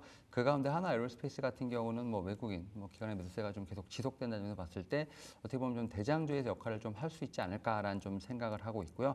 이러한 부분들이 뭐 대선 이제 결과가 좀 얼마 남지 않은 어떻게 보면 막바지 레이스로 가는 상황에서 좀 더 가파르게 나타나고 있지 않나라는 좀 생각을 하고 있습니다. 따라서 하나 에어로스페이스를 좀 중심으로 해서 방산 섹터들 어떻게 보면 이제 종목이 많지 않은 상황이기 때문에 뭐 현대로템도 그렇고 LG 넥슨 다 지금 따라가는 모습을 좀 보여주고 있기 때문에 저는 어떻게 보면 방산 섹터 같은 경우는 조용하지만 상당히 강한 모습을 보여주고 있다라고 좀 말씀드릴 수 있을 것 같고 이번 주도 제가 볼 때 하나 에어로스페이스를 좀 중심으로 한 방산 섹터의 좀 움직임을 좀 같이 체크해볼 필요가 있지 않을까라고 좀 말씀드려보도록 하겠습니다. 네, 대형주 가운데서는 이제 방산주 말씀해 주셨고요. 지난주 한강 작가의 노벨 문학상 수상 소식과 함께 난리가 났다고 하죠. 우리도 담당 PD님도 책을 사셨대요. 품절이라고 그러던데. 정말 독서를 안 하시는 걸로 알고 있는데 그분이 사신 거면은 이거 진짜 다 대단하다. 샀다고 보면 되는 예, 거예요. 진짜 전 국민 다 사는 거죠. 지금 예스24 또 상한가 출발 예상되고 있습니다. 네. 아유, 샀어야 되는데 지난주에. 저는 품절이라고 네. 들어가지고. 아니 주식이요, 주식을. 아, 주식을. 뭐라도 샀어야 되는데. 네, 알겠습니다. 자, 그럼 잠시 후에 개장 중계 함께 하시죠.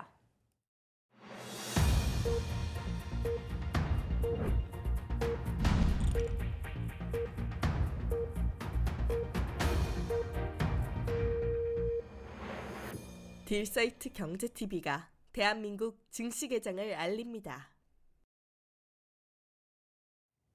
10월 14일 월요일장이 개장을 했습니다. 지난 한 주 동안의 움직임과는 다른 이번 한 주를 좀 기대하는데요.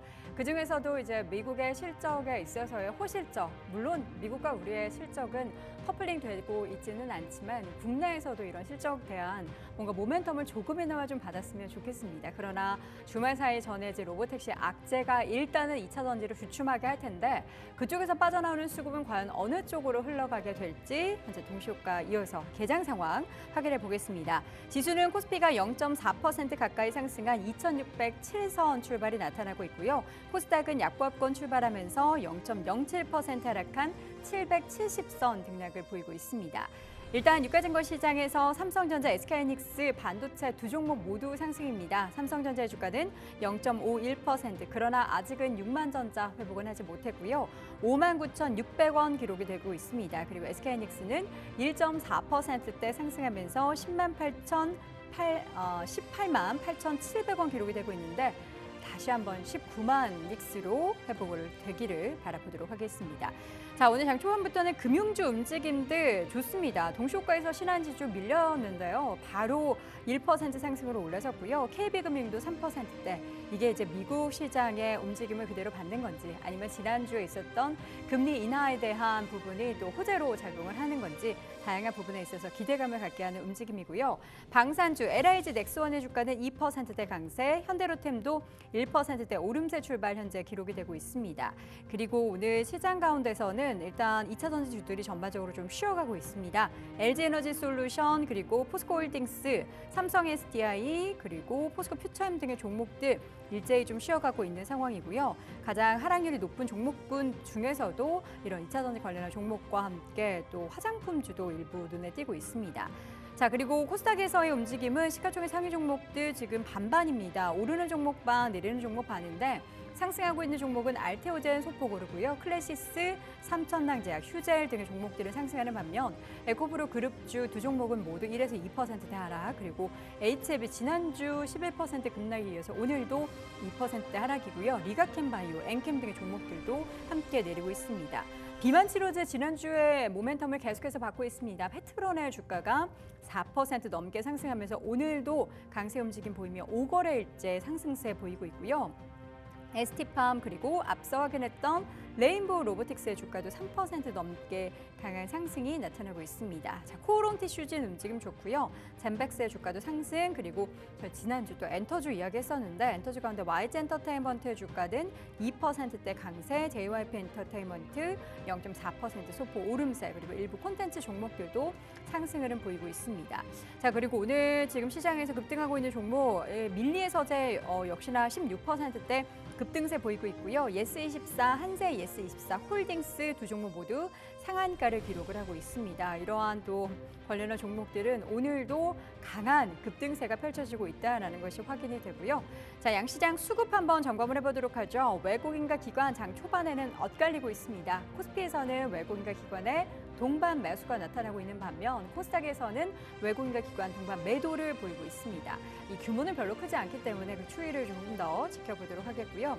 업종 가운데서는 오늘 장 강세 업종은 섬유의복 업종이 가장 강합니다. 그런데 이유는 여기 안에 한세스 24 홀딩스가 들어가 있습니다. 그리고 종이목재, 금융, 운수장비, 앞서서 저희가 단야 선생님과 함께 자동차주 이야기 참 많이 했는데요. 또 이제 시간의 거래에서 특징 종목인 화신을 꼽아주셨는데 화신의 주가가 5% 넘는 강한 상승 출발 나타나고 있고요. 서현이와 역시 2.92% 강세, 그리고 현대차의 주가도 1%대 오름세, 기아도 1%대 강세입니다. 지금 양쪽에 계시는 우리 염정 차장님과 또 윤여민 전문가님께서도 지난주부터 계속해서 완성차 이야기를 해주셨는데 완성차 움직임이 또 계속해서 견조하게 나타나고 있다라는 것이 특징이고요. 전기전자, 기계, 보험, 의약품 섹터도 오늘장 강세의 흐름 보이고 있습니다. 자, 그럼 오늘 시장에서 테마 쪽의 움직임은 어떨까요? 오늘 테마 쪽에서는 역시나 뭐 출판 관련한 종목들이 가장 강한 상승이고요. 지주사 종목들도 일제히 또 움직임이 좋고 저출산 여기서는 뭐 예림당이나 삼성출판사가 들어가 있기 때문에 이 섹터가 조금 움직이고 오늘 반도체 재료 일부 부품주들 그리고 책 만들려면은 종이 필요하죠. 재지주 움직입니다. 책 만들려면 근데 책 만들고 배송하려면 운송 그러네요. CJ에 대한 돈은 안 움직입니까? 또 이렇게 또 이제 생각의 회로를 만들 수 있을 것 같고요. 화장품주도 함께 움직이고 있습니다. 자, 그리고 우주항공 지난주에 또 스페이스X가 발사를 했다가 그 뭐라고 하죠? 그 제가 그 이름을 까먹었는데 다시 한번 이렇게 탁 감싸면서 재활용을 할 수 있는 그 화면이 또 어저께 공개된 게 또 시장에도 아무래도 영향을 미칠 것 같습니다. 자, 오늘 시장 전반적인 흐름을 한번 양시장 점검을 해볼 텐데요. 먼저 코스피부터 한번 쭉 봐주시죠. 네, 사실 이제 코스피 같은 경우는 이제 지난주에 2,600선에 대한 부분 좀 다시 좀 탈환한 모습, 이 부분에서 다시 한번 좀 상승세를 올리고 있는 모습이 나온다라고 말씀드릴 수 있을 것 같고, 사실 지난주 말부터 약간 외국인, 특히 뭐 기관 같은 경우가 좀 매수세에 조금씩은 좀 동참하는 모습이 나왔습니다. 사실 뭐 외국인 같은 경우는 사실은 이제 10월 초까지만 하더라도 약간 매도 일변도에서 최근에는 그래도 좀 트레이딩 관점으로 좀 들어온다라는 측면에서 봤을 때 수급에 대한 개선 한번 좀 체크해볼 필요가 있지 않을까 생각을 하고 있고, 특히 이제 밸류업 관련돼서 뭐 이달 안에 지금 어쨌든 뭔가 실시하겠다는 뉴스가 조금씩은 나오기 때문에 기관의 어떻게 보면 좀 매수세 같은 경우도 한번 기대해볼 수 있지 않을까라는 좀 생각을 하면서 이번 달 같은 경우는 코스피, 특히 이제 이 수급과 관련된 부분에서 변화를 좀 체크해볼 필요가 있지 않을까라고 좀 말씀드려볼 수 있을 것 같습니다. 그리고 뭐 지수는 좀 반등을 하는 가운데 사실 말씀하셨던 좀 이제 한강 작가님 발 어떻게 보면 이제 테마들이 상당히 강하게 움직이고 있다라고 좀 말씀드릴 수 있을 것 같고, 여기에 뭐 종이 목재 어떻게 보면 뭐 섬유 의복 같은 어떻게 보면 약간 경기 방어주 혹은 약간 소외로서 볼 수 있는 섹터들 같은 경우가 지금 강하게 좀 반등을 하면서 약간 좀 수급의 어떤 쏠림 현상이 좀 나오고 있지 않나라고 좀 말씀드릴 수 있을 것 같습니다. 그럼에도 불구하고 일반 섹터로 봤을 때 특히 뭐 시가총액 상위 종목들 봤을 때 반도체를 중심으로 해서 지금 이제 완성차 여기에 뭐 제약바이오 섹터까지 그래도 상승세를 같이 켜면서 제가 볼 때는 좀 그래도 같이 좀 상승하는 좀 어떤 모습이 나온다라고 말씀드릴 수 있을 것 같습니다. 테마가 좀 형성된다 하더라도 테마로서 수급이 쏠린다 하더라도 그래도 일반 섹터들 같은 경우도 같이 좀 반등을 하는 상황이기 때문에 결국 뭐 전체적으로 시장 자체는 좀 그래도 좀 강하게 좀 올라가려고 하는 모습이 나온다라고 말씀드릴 수 있을 것 같고, 다만 장전에 말씀하셨던 이제 2차전지 쪽, 2차전지 같은 경우는 뭐 이 테슬라와 관련된 부분들, 뭐 이제 아무래도 이제 앞서 말씀드렸던 것처럼 로보택시라든지 이런 관련된 부분에서 약간의 좀 이제 어떤 실물 공개에 대한 부분에 있어서 상용화에 대한 부분들, 그러니까 증시의 해석이 약간 좀 다르기 때문에 이와 관련된 부분들을 좀 매물 소화 과정을 좀 거치지 않나 생각합니다만, 그럼에도 불구하고 뭐 어쨌든 2차전지 섹터는 잘 버티고 있는 상황이기 때문에 우리 2차전지 섹터를 제외하고는 지금 일반 섹터 그리고 지금 이 테마와 관련된 섹터들이 지금 전부 다 지금 상승세를 이끌고 있다라고 좀 말씀드릴 수 있을 것 같습니다. 네.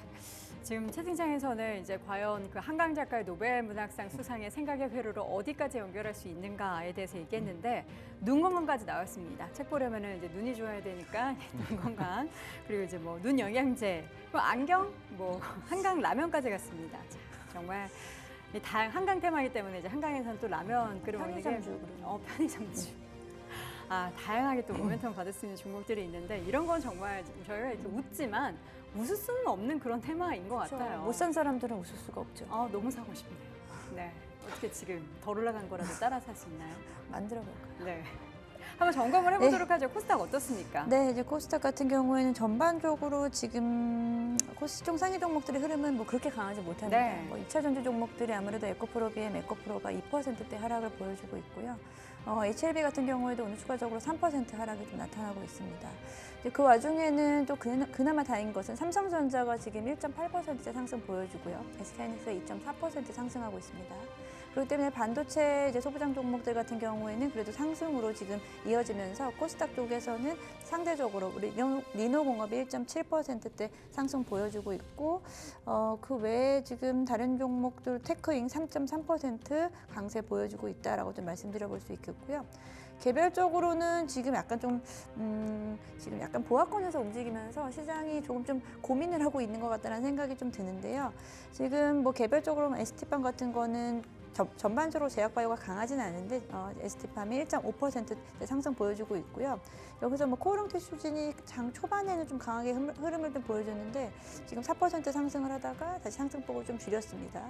관련해서는 코오롱 생명과학이 코오롱 생명 관련해서 인보사, 임상 3상에 대한 추적 관찰을 통해서 품목 허가를 앞당긴다라는 뭐 기사와 함께 약간의 기대감으로 지금 상승한다라고 좀 볼 수 있겠고요.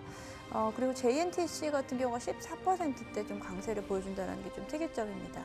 그리고 앞서 말씀하신 대로 지금 뭐 우주항공 관련된 종목들이 전반적으로 흐름이 좋은데 세트레가이가 4%대 강세, 그리고 컨텍 4% 가까운 상승세 이어지고 있고요. 인텔리안테크도 2.3%대 강세 보여주면서 방산 섹터의 좀 견조함 속과 함께 우주항공에 관련된 종목들이 같이 조금 붙으면서 방산 우주항공 쪽에 대한 강세 흐름 이어지고 있다는 점 좀 특이점으로 볼 수 있겠고요. 네. 2차 전지 종목들이 지금 장 초반보다 약간 좀 흐름을 조금 더 깨고 있는 상황입니다. 이제 LNF가 이제 4% 넘게 하락을 보이면서 그가 이제 테슬라에 대한 효과로 인해서 사실은 2차 전지 종목 중에서의 어떤 한 달간의 상승폭이 좀 어찌 보면 가장 두드려졌던 종목 중에 하나였는데 지금 상승폭을 좀 많이 반납하고 있는 상황이다라고 좀 볼 수 있겠고요. 네. 대부분의 2차 전지 종목들이 지금 하락을 보이면서 일단은 오늘 반도체가 생각보다는 또 강하게 움직이고 있기 때문에 상대적으로 또 2차 전지는 좀 쉬어가는 이렇게 계속해서 우리 시장에서 이렇게 핑퐁 게임을 하다 보니까 사실 동반 상승하는 날이 한번 있어야 지수는 확 끌어올릴 수 있는데 지수는 그래서 큰 폭의 어떤 강한 흐름을 좀 오늘 보여주고 있지 못하다. 이런 흐름은 뭐 이번 한 주 좀 지속되지 않을까라고 생각을 하고 있습니다. 네. 자, 그러면 특징적인 종목으로 바로 확인해 보도록 하겠습니다. 오늘 2차 전지주들의 수급이 빠져서 그럴까요? 반도체 대형주로 집중이 되고 있는 상황인데요. 삼성전자의 주가는 1.85% 강세 보이면서 다시 한번 6만 전자를 회복을 했고요. SK하이닉스도 19만 닉스를 회복하면서 강한 상승이 나타나고 있습니다. 3.39% 강세, 그리고 반도체 대형주 이 종목들뿐만 아니라 오늘 한미반도체 주가도 4% 넘게 강세고요. 오랜만에 LS일렉트릭, HD 현대일렉트릭, 그러니까 반도체 갈 때 함께 따라갔었던 친구들도 움직이고 있습니다. LS일렉트릭의 주가는 5%대 강세, HD 현대일렉트릭도 2.6%대 강한 상승 보이면서 수급의 공백이 조금은 좀 메꿔지는 그런 모습이 나오고 있는데 어떻습니까? 이게 어떻게 단기적인 움직임에 그칠지는 누구도 모르는데 네. 이번 주에 뭐 TSMC, ASML 네. 또 실적 발표도 있고 과연 반도체가 다시 한번 재도약을 할 수 있을지. 네, 지금 일단 하이닉스 같은 경우에는 그래도 상당히 많은 좀 회복력을 좀 가지고 네. 있습니다. 회복력은 좀 상대적으로 삼성전자보다는 훨씬 더 낫다라고 볼 수 있는데요. 아무래도 삼성전자의 흐름이 우리 시장에서 좀 중요하다라고 좀 보고 있고요. 삼성전자의 수급 여전히 조금 좋지 못하죠. 수급 면에서 오늘 같은 경우 만약에 상승으로 보여줄 경우에 상승으로 마감할 경우에 그 부분이 어떠한 수급으로 인해서 들어왔는지도 상당히 우리 시장에서 유의미할 거다라고 보고 있고요. 일단 외국인 수급 순매도를 계속 줄여나갈 수 있는지 아니면 플러스로 전환될 수 있는지가 또 중요한 상황이다라고 좀 볼 수 있겠고요. 전반적으로는 뭐 반도체 소부장 종목들이 그렇게 강하게 따라오지 못하는 반면에 앞서 말씀하신 대로 전력기기 쪽에서는 반등이 좀 강하게 나오고 있다. 일단은 AI 반도체라든지 반도체 관련된 종목들은 지금 저점에서 일단 올라오고 있는 쪽으로 해석을 해야 될 것 같고요. 앞서 말씀드린 대로 2차 전지가 아무래도 그간 좀 한 달 동안 상대적으로 좋았었기 때문에 이번에 상대적으로 반도체 쪽에 대한 관련된 종목들이 조금 더 힘을 받지 않을까라고 생각하고 있습니다. 네. 상대적으로 약했던 반도체가 다시 한번 강세를 보이고 있고 또 그뿐만 아니라 전력 관련한 기업들도 함께 오름세를 보이고 있다. 그리고 2차 전지 쪽에 있어서의 수급이 빠지고 있다라는 것을 여러분들이 좀 잘 파악하셨으면 좋겠고요. 오늘 금융주 움직임도 전반적으로 좋습니다. 하나금융지주가 무려 4.7%대 강한 상승이 나타나고 있고요. KB금융도 3.6%, 메리츠금융지주의 주가도 2% 넘는 강한 상승 보이고 있습니다. 특징 종목 뭐 보십니까? 네, 일단은 좀 장전에 나왔던 리포트긴 합니다만 네. SKC 관련된 종목들이 SKC. 상당히 한 5%대 좀 반등을 하면서 네. 다시 한번 이제 반도체 뭐 그 가운데서 유리기판 관련된 쪽으로도 좀 어떻게 보면 시선이 집중되고 있다라고 좀 말씀드릴 수 있을 것 같은데 네. 앞에서 지금 뭐 계속 언급하셨습니다만 뭐 이번 주 실적 관련된 부분들 사실 어떻게 보면 삼성전자라든지 SK하이닉스의 어떤 실적과 관련된 부분에서도 좀 어느 정도 의견이 좀 갈리긴 합니다만 좀 글로벌적으로 봤을 때도 ASML이라든지 TSMC와 관련된 실적이 상당히 좀 기대된다. 그 가운데서 이제 디램과 관련된 가격이 지금 4분기에 조금씩 올라가고 있고 뭐 HBM 같은 경우도 지금 수요가 많이 좀 늘어나고 있다는 기사들이 조금씩은 나오고 있는 상황이기 때문에 이와 관련돼서 어떤 주변 기기들을 어떻게 반도체 장비라든지 어떤 이런 쪽에서 어떤 수요를 다시 한번 확인해 볼 수 있는 어떤 그러한 한 주가 되지 않을까라는 좀 생각을 하고 있기 때문에 그러한 기대감도 분명히 작용하고 있다라고 좀 말씀드릴 수 있을 것 같고 특히 이제 2차 전지와 다르게 반도체 같은 경우는 실적이 나오는 데 있어서 얼만큼 컨센서트를 좀 맞추냐 이런 부분이 좀 제가 볼 때는 중요하지 않을까라는 좀 생각을 하고 있고요. 그러한 측면에서 SKC 같은 경우는 약간 좀 이제 유리 기판과 관련된 부분에서 좀 상당히 좀 기대감이 있다라고 좀 얘기가 나오고 있습니다. 사실 뭐 유리 기판 관련된 부분도 어떻게 보면은 지금 이제는 좀 기대감에 대한 부분들이 이제 좀 숫자로 좀 나올 부분이 있지 않을까라는 좀 생각을 합니다. 특히 이제 양산에 대한 부분들이 있어서 좀 약간 우려가 좀 컸습니다만 아무래도 유리기판 양산에 대한 부분은 SKC가 좀 어느 정도 기반을 좀 마련했다는 점 이런 부분에 봤을 때 유리기판 관련된 부분도 이제 숫자로서 찍힐 수 있는 어떤 그러한 좀 발판을 마련할 수 있지 않았나 좀 생각을 하면서 결국 이제 반도체 내에서 여러 가지 좀 테마성으로 움직이는 부분들 그 가운데서 오늘 같은 경우는 유리기판 관련된 뭐 SKC 좀 상당히 대장주적으로 움직이고 있다라고 좀 말씀드릴 수 있을 것 같습니다. 네, 유리기판 관련한 종목들의 전반적인 또 매기가 퍼지고 있다라는 거, 집중이 되고 있다라는 거. 그러니까 반도체에 그 함께 움직였었던 친구들이 오늘장 쭉 움직이고 있다라는 것을 여러분들이 확인해 보시면 될 것 같고요. 지수는 코스피가 0.7%까지 오르는 가운데 코스닥은 0.38%까지 하락세를 보이고 있습니다. 코스피에서는 삼성, SDI, LNF 그리고 일부 그 화장품주의 낙폭도 더 늘어납니다. 아모레퍼시픽의 주가가 2%대 하락세 보이고 있고요. 금호석유 주가도 2%대로 하락폭이 더 커지고 있고 넷마블 그리고 유한양의 주가가 하락세인데 유한양행은 6거래일 만에 오늘장 소폭 하락으로 좀 돌아섰습니다. 특징적인 종목 계속해서 좀 체크를 해보죠. 어떤 종목이십니까? 네, 말씀하신 대로 지금 하락 쪽에서 보게 되면은 이제 화장품 종목들의 화장품. 하락폭이 좀 네. 크게 나타나네요. 지난 금요일장에서도 이제 화장품 섹터 전반적으로는 좀 하락을 했었는데 네. 지금 종목별로 보게 되면은 사실 저점을 계속 형성하고 있는 종목들이 좀 많이 있거든요. 저점. 그러니까 신저점까지는 아니지만 최근에 이제 저점을 계속해서 내리고 있는 종목들이 많이 보이고 여기에는 이제 화장품 섹터에 대한 이제 3분기 실적에 대한 부분을 우리가 좀 가늠해 볼 수 있겠는데 그렇게 3분기 실적이 뭐 2분기 대비해서 그렇게까지 안 좋지는 않을 거다라고 좀 생각을 하는데 상반되게 시장에서의 어떤 화장품주에 대한 최근에 어떻게 보면 좀 시각은 조금 좀 차갑다라고 좀 볼 수 있겠고요. 조금 더 지켜보셨으면 좋겠고 여기서 좀 빠른 어떤 대응보다는 여기서도 언제든지 이제 뭐 시각을 좀 바꿀 수 있는 부분이거든요.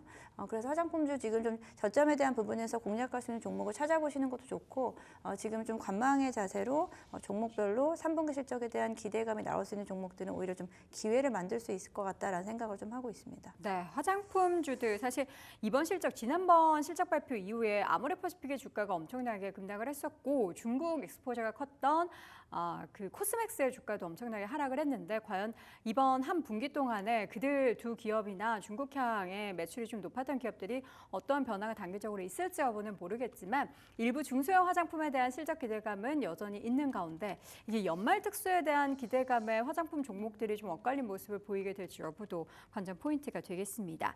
자, 출판 관련된 종목은 여전히 급등세입니다. 현재 구간에서도 지금 한세 예스24 홀딩스와 예스24 급등 보이는데 한세 예스24 홀딩스는 상한가는 풀렸습니다. 예스24는 상한가 기록하고 있고요. 예림당, 밀리의서재, 삼성출판사 등의 종목들 모두 두 자릿수대 강세를 보이고 있고 반도체 쪽에 있어서의 중소형주도 강세 보이는 종목들이 굉장히 많습니다. 코스닥에서는 파두의 주가가 4% 넘게 상승하고 있고요. 테크윙은 5%대 그리고 JNTC는 이제 유리기판 테마에 좀 연결이 되면서 16%의 급등 보이고 있고 제지주들 여전히 강세입니다. 무링 SP 16%대 급등 그리고 무림페이퍼도 6%, 한솔제지 등의 종목들 함께 오릅니다. 출판사주가 조금 이제 급등하면 제지주 따라가는 것 같은데 어떻게 우리 제지주 따라갈까요? 사실 저는 좀 테마에 약간 젬뱅이라서 그래서 특징주로 뭐 이제 보는 부분은 있겠습니다만 네. 좀 말씀을 드리기에 저는 조금 요게 이제 테마는 맞죠? 제지주 움직이는 게 네, 다른 모멘텀이 있는 건 테마입니다. 아니죠? 사실은 이제 3분기 실적주가 좀 다가오는 상황이기 때문에 제지주가 좀 더 탄력적으로 움직이려면 이제 숫자와 관련된 부분들이 확인이 돼야 되는 상황이기 그렇죠. 때문에 그러한 측면에서 이제 약간 테마성으로 움직임을 봐야 되지 않을까 생각을 하고 있고 다만 어쨌든 실질적으로 제가 볼 때는 뭐 완판되고 지금 이제 도서를 구할 수 없는 상황이기 때문에 그러한 상황에서 이러한 좀 주가의 움직임, 변동성은 조금 더 나올 수 있지 않을까라는 생각은 합니다만 그래도 섣불리 좀 따라가는 것은 좀 자제하면 좋지 않을까라는 생각을 하고 있고 오히려 이제 일반 섹터들 중에서도 이벤트들이 상당히 많기 때문에 오히려 좀 이제 눌려있는 종목들도 워낙 많고 뭐 그러한 측면에서 저는 이 제지주 그다음에 이제 관련된 서적 관련된 좀 테마주들은 약간 좀 그냥 관심주로 보고 저 수급이 나오면 어디로 갈까에 대한 어떤 다음 스테이지를 연구하는 게 어떨까라는 좀 생각을 하고 있습니다. 그래서 네. 저는 뭐 제가 이제 개인적으로 지금 최근에 좀 바닥에서 움직이는 좀 섹터들 중에서 저는 자동차 섹터 앞에서 좀 말씀하셨지만 현대차, 기아차를 좀 중심으로 한 종목들 중에서 좀 자동차 부품 쪽, 특히 이제 화신 같은 종목이 오늘 조금씩 올라오고 있다라고 말씀드릴 수 있을 것 같은데 이제 3분기 실적 시즌 다가오다 보니까 지금 현대차, 기아 합쳐서 지금 3분기 영업이익만 뭐 7조가 넘어갈 것이다라는 어떤 숫자와 관련된 얘기가 나오고 있고 또 이제 인도 IP 관련된 얘기가 분명히 나오고 있죠. 네. 여기에 또 이제 자율주행과 관련돼서 구글의 웨이모와 또 함께 협업한다는 사실 어떻게 보면은 이제 자동차 섹터도 상당히 많은 모멘텀들이 지금 이제 장착되고 있는 상황이기 때문에 자동차 부품 섹터들 보게 되면 뭐 거의 바닥에서 움직임이 없었습니다. 뭐 제가 볼 때 뭐 화신, 뭐 SL, 뭐 성화이텍 같은 종목들 같은 경우 거의 지금 어떻게 보면 바닥에서 지금 어떻게 보면 주식시장에서 좀 약간 관심이 없는 좀 그러한 상황이었습니다만 오히려 이러한 좀 모멘텀을 갖고 지금 어떻게 보면 바닥에서 올라온 상황이기 때문에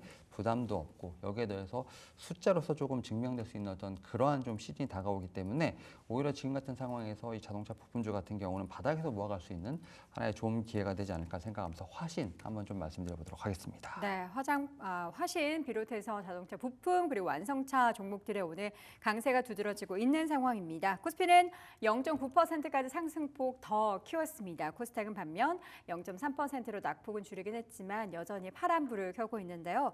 현재 우리 손여로의 연료를 통해서 연료주로 오늘 탑픽으로 꼽았던 SY스틸텍이 주가가 급등하고 있습니다.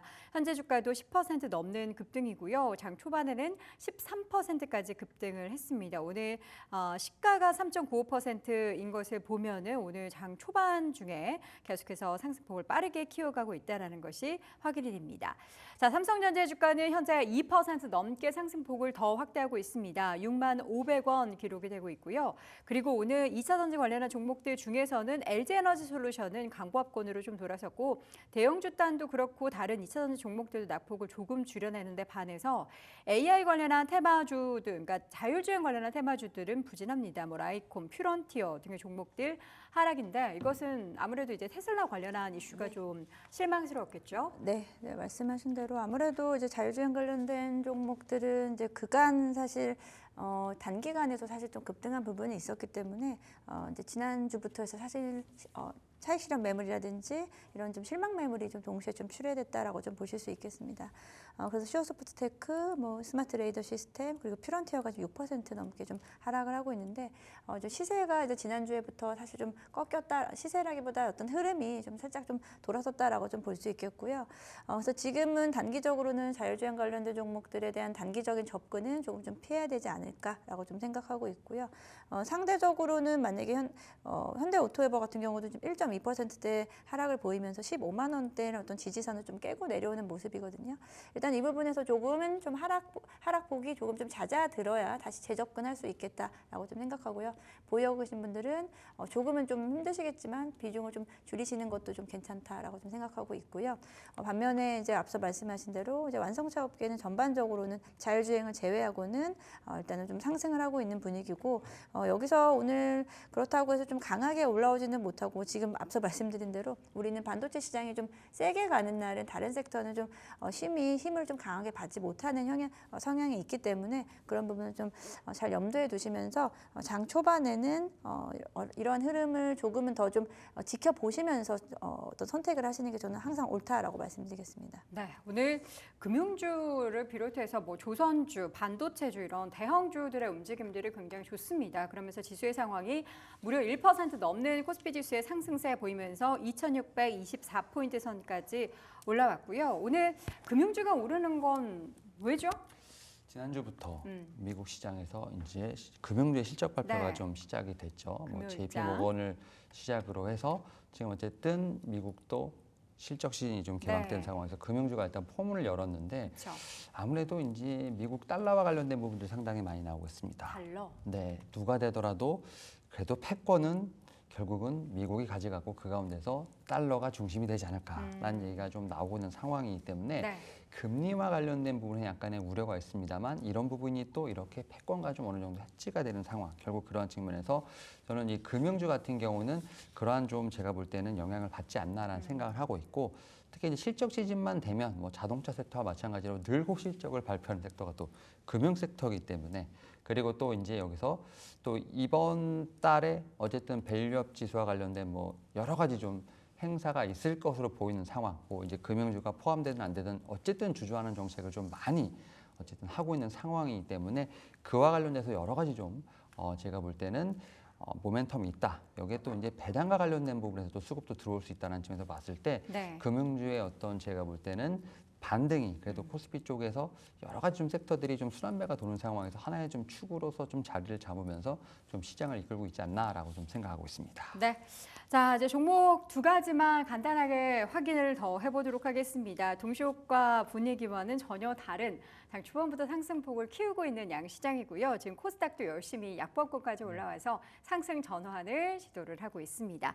자, 특징적인 종목 하나만 더 봐주시죠. 네, 제가 저 종목을 보고 있는데 이 종목이 왜 이렇게 계속 오르는지 제가 뭐예요? 이유를 두산이 지금 8% 두산. 오르면서 두산이 그러니까 오늘 지주사 종목들이 또 전반적으로 좋아요. 지금 지주사 네. 쪽으로 봐야 될지 이제 두산이 최근의 흐름을 한 달 동안 흐름을 보니까 약간 로봇? 지금 로봇 쪽으로 이야기를 붙여야 될지 네. 근데 그쪽은 좀 아닌 것 같은 게 뭐 램보 로보틱스가 오늘 뭐 개별적인 이슈로 인해서 상승은 하고 있습니다만 그게 엔젤 로보틱스도 지금 오르고 SPG도 4% 오르네요. 네, 전반적으로 로봇주는 좋기는 한데 그렇다고 해서 뭐 두산 로보틱스가 또 특별한 어떤 두각을 나타내는 부분은 또 사실 아니라서 네. 말씀하신 대로 지금 두산에 대한 부분을 제가 찾아보고 있는데 쉽지는 뭐 뚜렷하게 나오지는 않고 있습니다만 오르는 이유는 네. 사니까. 예. 사네요. 누군가. 네, 예. 지금 안 그래도 그걸 보고 있거든요. 지금 최근에 이제 기관 투자자들의 두산에 대한 집중 매수세가 좀 나타나고 그러네요. 있다라고 좀 볼 수 있겠고요.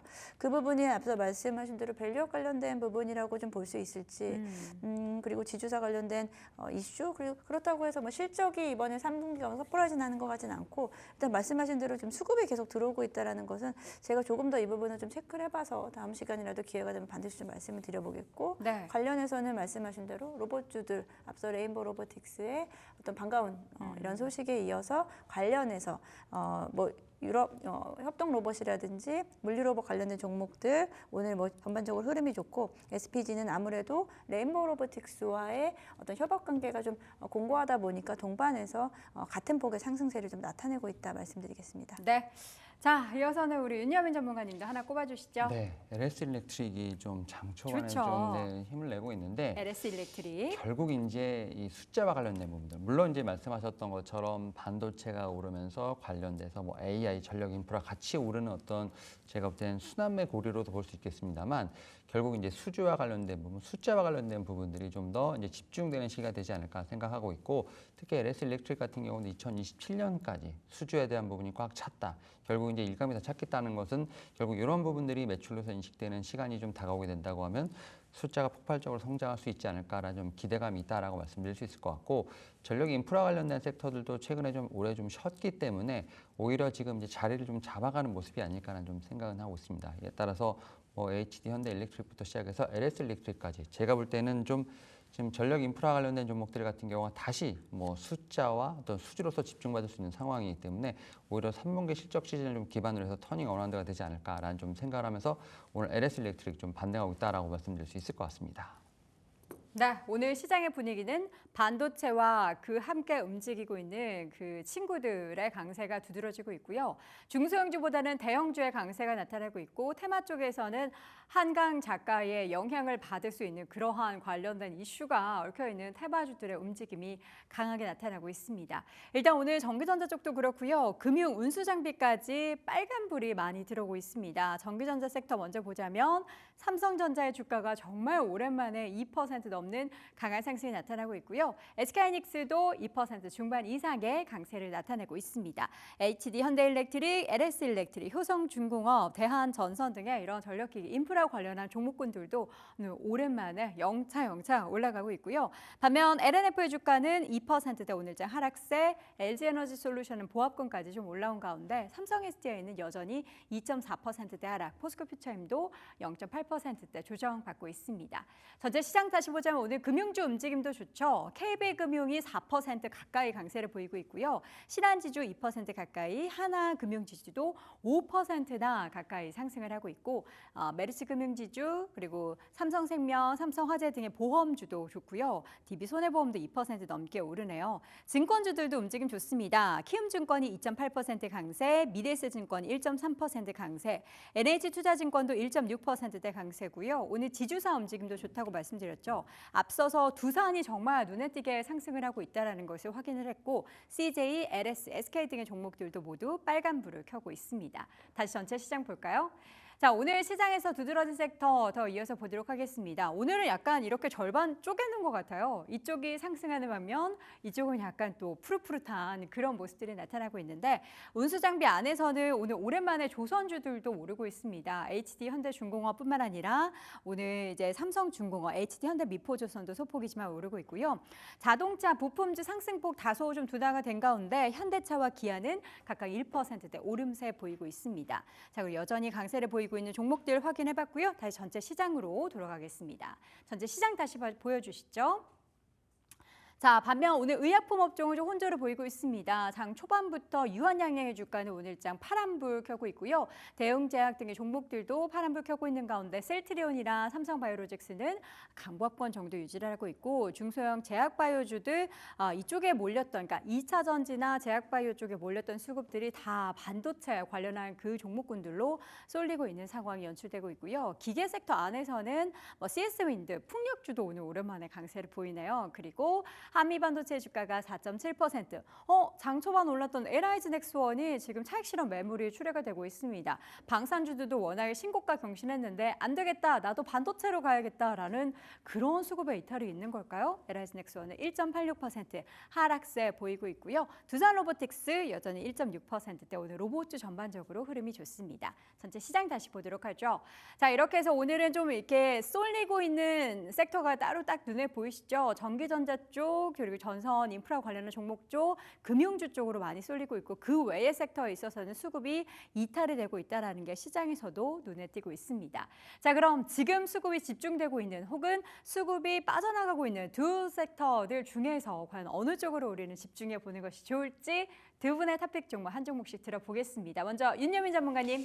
네, 일단은 저는 수급이 빠져나온 쪽에서 하나 좀 골라왔습니다. 사실 뭐 수급이 빠져나간다고 하더라도 이 종목은 별로 오른 적이 없기 때문에 오히려 제가 볼 땐 지금 상황에서 좀 매수가 가능한 종목이 아닐까 생각하고 있고요. 종목은 그 방산 쪽에서 한화 시스템 한번 좀 말씀드려 보도록 하겠습니다. 이 숫자와 관련된 부분들 제가 계속 말씀을 드리고 있는데요. 3분기 컨센서스가 좀 나오고 있습니다. 특히 이제 3분기 매출액과 영업이익 같은 경우가 지금 전년 동기 대비 2자릿수 이상 좀 성장하지 않을까라는 얘기가 좀 나오고 있는 상황이기 때문에 관련돼서 좀 기대감이 분명히 있을 수 있다라고 좀 말씀드릴 수 있을 것 같고, 특히 이제 방산 부분에서 천궁2 레이더 개발 매출 관련된 부분들 3분기 실적을 견인하지 않을까라는 좀 생각을 하고 있고요.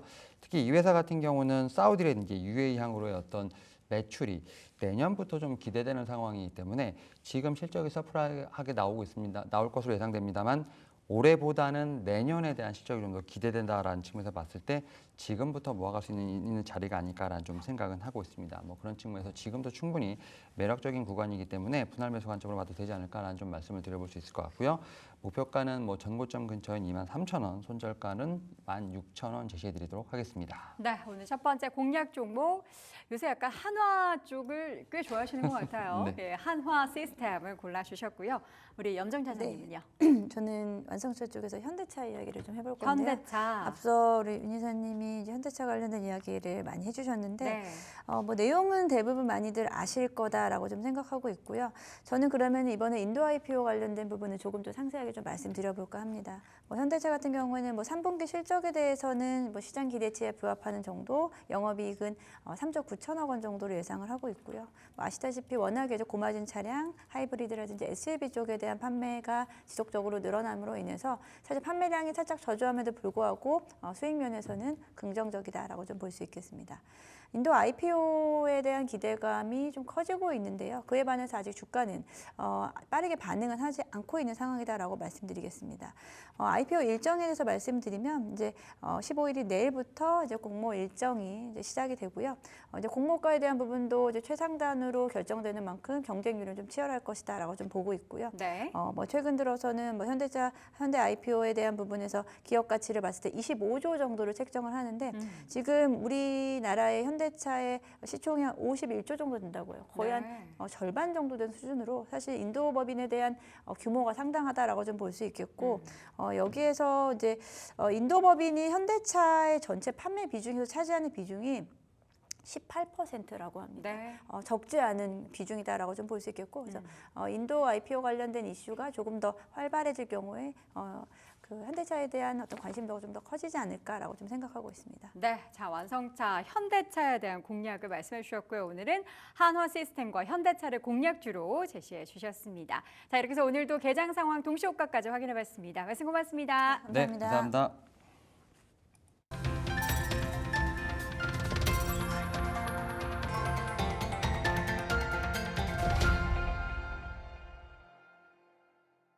네, 시장 안에 궁금증들 정말 많으시죠? 오늘도 그 질문들 모아서 해결해 보도록 하겠습니다. 자, 오늘은 다올투자증권 이성웅 차장 나와 계십니다. 어서 오세요. 네, 안녕하십니까? 네, 오늘 첫 번째 질문부터 풀어가 보도록 하겠습니다. 첫 번째는요. 오늘도 핫하게 흘러가네요. 노벨 문화상 관련해서 특수, 노벨상 특수 이렇게 달려 있는데 출판사들이 지금 논았다고 하잖아요. 원세 잘 가고 있고 주가도 이에 발맞춰서 오늘 예스24 또 한 번의 상한가 같더라고요. 자, 세 가지 포인트 우리 차장님께서 방송 전에 전해주셨는데 세 가지 포인트부터 열어보도록 하겠습니다. 자, 노벨상 특수, 노벨상 효과, 출판 관련주 급등 랠리 보여주고 있는데 아무래도 도서 판매량이 급증을 하고 있다 보니 실적 개선에 대한 기대감 가져가고 있고요. 탑픽으로는 예스24 결국의 대장으로 좀 바라보시네요. 자, 하나씩 볼까요? 출판 관련주 급등, 단기적인 시세는 좀 이어질 거라고 보시죠. 그쵸, 우선 좀 시장 자체가 약간 좀 테마에 목말라 있는 시장은 좀 맞는 것 같아요. 네. 그렇기 때문에 우선 지금 거시적으로 본다고 하더라도 이제 통화 정책이나 여러 가지 변해서 유동성이 들어올 수 있을 만한 여건은 맞거든요. 예. 근데 이제 이 우리나라 어떤 수출주 특히 삼성전자나 이런 대표적인 기업들에 대한 이 어떻게 보면 피크아웃에 대한 얘기가 좀 나와주고 있기 때문에 이 단기적으로 이제 약간 그 테마적인 그런 종목들에 대한 수급적인 부분이 좀 들어올 가능성이 있는 게 바로 이제 시장이라 볼 수 있겠는데, 네. 근데 그만큼 이제 노벨상에 대한 어떤 이 이슈 같은 경우에는 굉장히 큰 이슈 같아요. 근데 앞서서 말씀드렸다시피 테마는 맞는 것 같아요. 왜냐하면은 이 어떻게 보면 노벨상 효과로 인해서 갑자기 실적과 연결되는 부분은 지켜봐야 되는 게 맞기 때문에 네. 테마라는 게 그렇잖아요. 뭐 말 자체가 실체가 없는 거기 때문에 이 어떤 이 테마적인 부분에 있어서 이 출판 관련주들이 상승 여력을 좀 보일 가능성은 있다라고 좀 생각이 되고 있고, 그다음에 도서 판매량 증가는 뭐 지금 뉴스를 뭐 주말에 보면 거의 마비 상태가 뭐 되는 상황이기 때문에 실적 개선에 대한 기대감이 지금 현재 있는 상황이고 그 부분이 주가에 지금 선반영되는 그런 과정으로 가고 있기 때문에 우선 출판주들의 단기적인 랠리는 저는 가능할 가능성이 분명히 있다라고 지금 생각이 되고 있고요. 근데 이제 탑픽은 이제 S24라고 좀 말씀을 드렸는데, 괜찮아요. 지난 금요일에도 상하니까 오늘도 개장 직후에 상하니까 직행을 했는데 사실 신규 진입은 많지는 않았을 것 같고 뭐 보유자들은 대박이 터진 거잖아요. 지금 그죠. 예스24. 저는 그래서 이제 이 매매 관점에서 보면은 네. 보유자 영역이라고 좀 생각이 되고 있고, 보유자 영역. 네. 왜냐하면은 예스24도 그렇지만은 한강과 관련해서 뭐 지금 출판 관련주들이 많이 가고 있지만 직접적인 연관은 솔직히 없다라고 보면 사실 되거든요. 밀리의 서재도 뭐 한강 작가의 작품은 없다 뭐 이런 이슈도 있더라고요. 그렇죠. 그렇기 때문에 제가 그래서 테마라는 부분을 조심스럽게 말씀을 드린 이유가 바로 이런 부분이거든요. 네.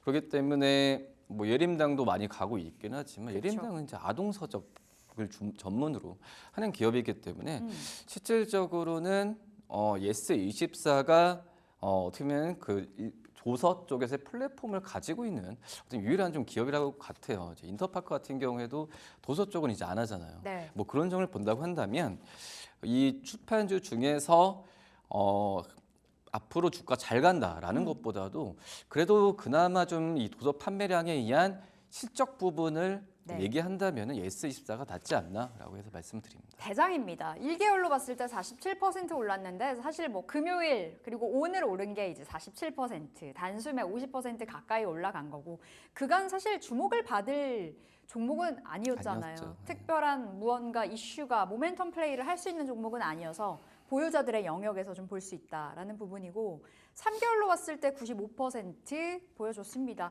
그래도 뭐 엄청 주가의 흐름이 나쁘지는 않았던 것 같고 참 차트 열고 보면 좀 바닥권에서 움직였던 종목은 맞죠?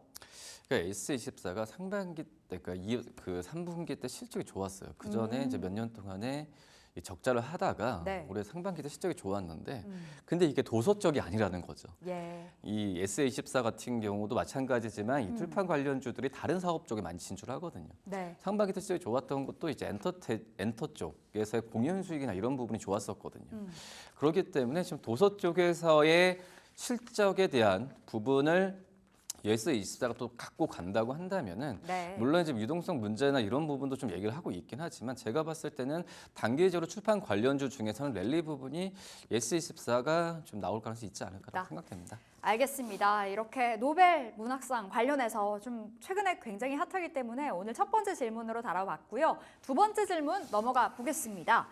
자, 두 번째 금리 인하 건설주 호재로 연결될까라는 부분인데 지난 금요일 이 시간에 이제 한국은행 금통위에서 금리 인하가 단행이 됐습니다. 그렇다고 해서 시장이 엄청나게 살아나지는 못했더라고요. 금요일 마감가 보니까요. 근데 건설주로의 호재가 최근 뭐 좀 이야기가 되고 있습니다만 주가에 그렇게 반영이 뚜렷하게 되는 것 같지는 않아서 좀 아쉽기도 하거든요. 세 가지 포인트 열어보겠습니다. 자, 금리 인하는 건설주에게 호재일까? 주택 공급 확대가 이미 좀 선반영된 자리라고 보시는 것 같고 실적에 대한 우려가 있고 원가율 상승이 있기 때문에 좀 제한적으로 움직일 거다라는 평가네요. 탑픽은 삼성물산 주셨고요. 자, 건설주 어떤 시각이세요?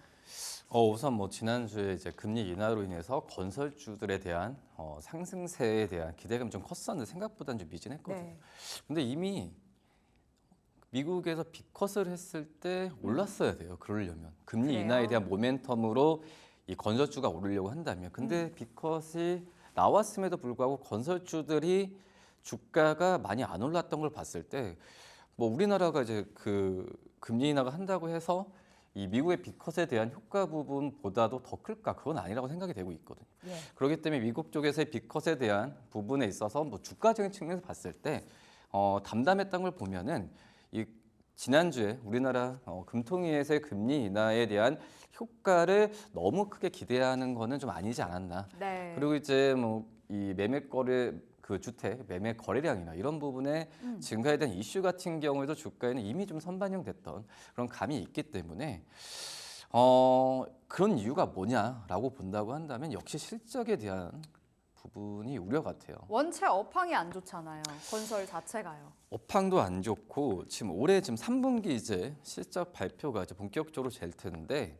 3분기 때 우리나라 이 건설주들의 빅5 업체들 중에서 네. 작년 3분기 대비해서 실적이 증가하는 업체들이 많이 없어요. 그러니까 유일하게 좀 GS 건설만 좀 영업이익에 대한 증가가 좀 예상이 되고 있는데 그만큼 이제 실적 대비해서 뭐 실적에 대한 퍼포먼스가 좀 네. 나오는 상황에서 이 주가가 가면은 이런 금리 인하나 여러 가지 부분은 어떤 주가를 가는 부분에 있어서 이 원동력이 될 텐데 그런 부분이 좀 안 되고 있는 네. 그런 상황이라고 좀 볼 수 있겠고요.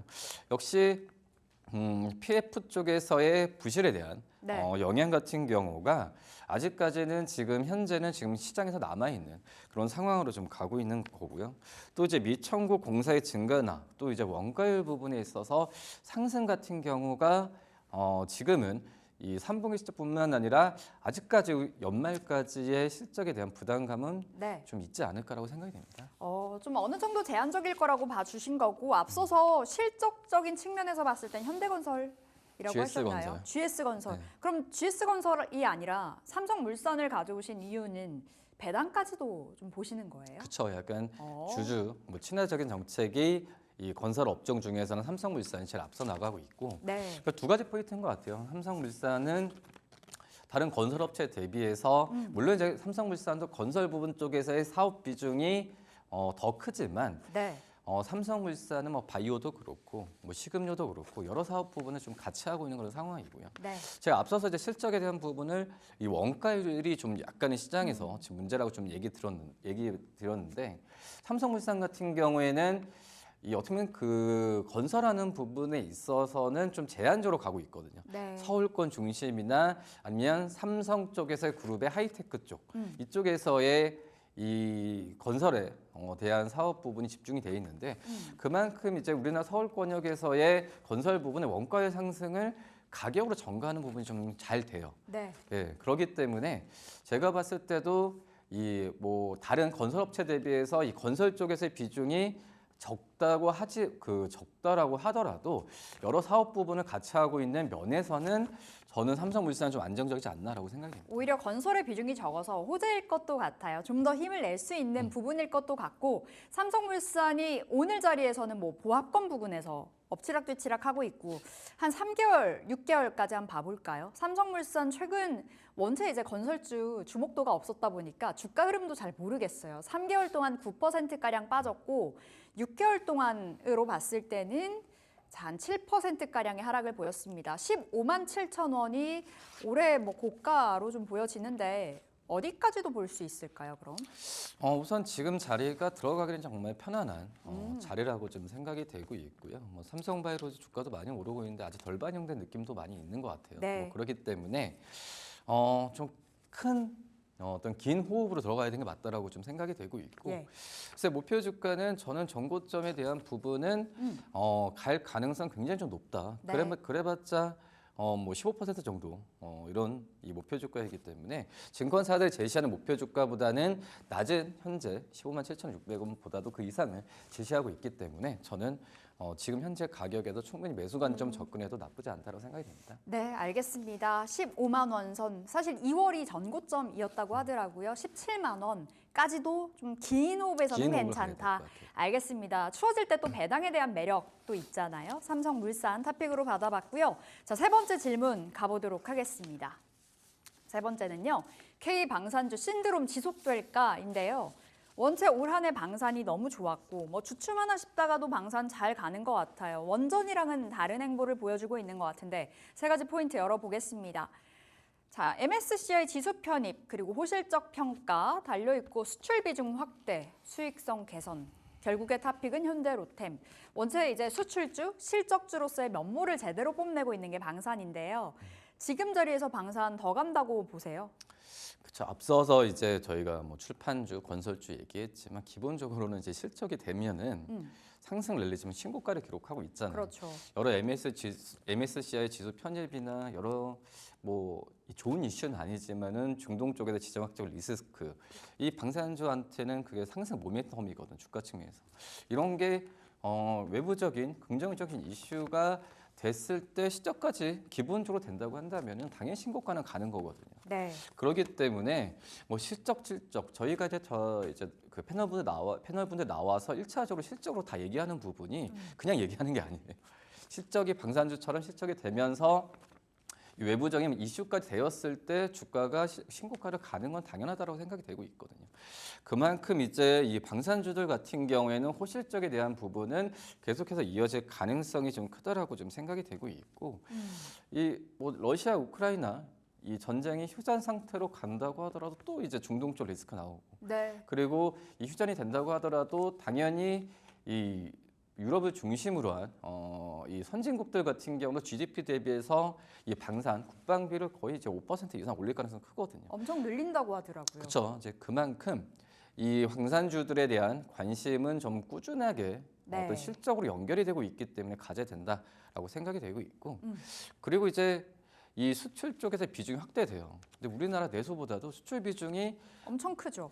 늘어날수록 영업이익도 많이 늘어나는 구조거든요. 최근에 LIG 넥슨이 이라크 그쵸. 관련해서 네. 수출했다라는 네. 소식도 있었고, 현대로템은 아직은 뭐 추가적인 이슈가 전해지진 않습니다만 K2 관련해서도 모멘텀이 좀 기대되잖아요.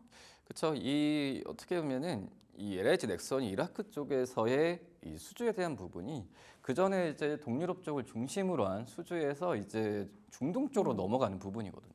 근데 그게 뭐냐면 이 우리나라 방산 쪽에서의 그 좋은 그 수출에 대한 부분, 좋은 부분이 우리나라 사계절을 갖고 있죠. 제가 항상 말씀을 드리는데 추운 나라든 더운 나라든 우리나라 이 방산 품목에 대해서 부식 부분을 굉장히 좀 적기 때문에 우리나라 방산 품목에 대해서 선호도가 굉장히 크거든요. 네. 그냥 우리나라 방산 품목을 어떤 시기가 맞아서 추출하는 게 아니고 그만큼 이제 특수성에 대한 인정을 받는 게 바로 이제 우리나라 방산 품목이기 때문에 내수보다는 수출 쪽에 나가야 어떻게 보면은 이 가격 경쟁력이나 이런 부분이 있기 때문에 마진이 많이 남는 구조거든요. 네. 뭐 그렇기 때문에 이 방산주들 같은 경우에는 계속해서 좀 관심을 가져야 되는 게 맞다라고 생각이 됩니다. 알겠습니다. 방산 안에서 탑픽 현대로템인데요. 원체 고가권 아닐까 이런 생각 드는데, 자, 확인해 볼게요. 시세. 현대로템 오늘은 한 0.8%가량의 하락 보여주고 있고, 최근에 이제 철도 관련해서도 주목을 많이 받고 실적 좋고 수출 잘 되고,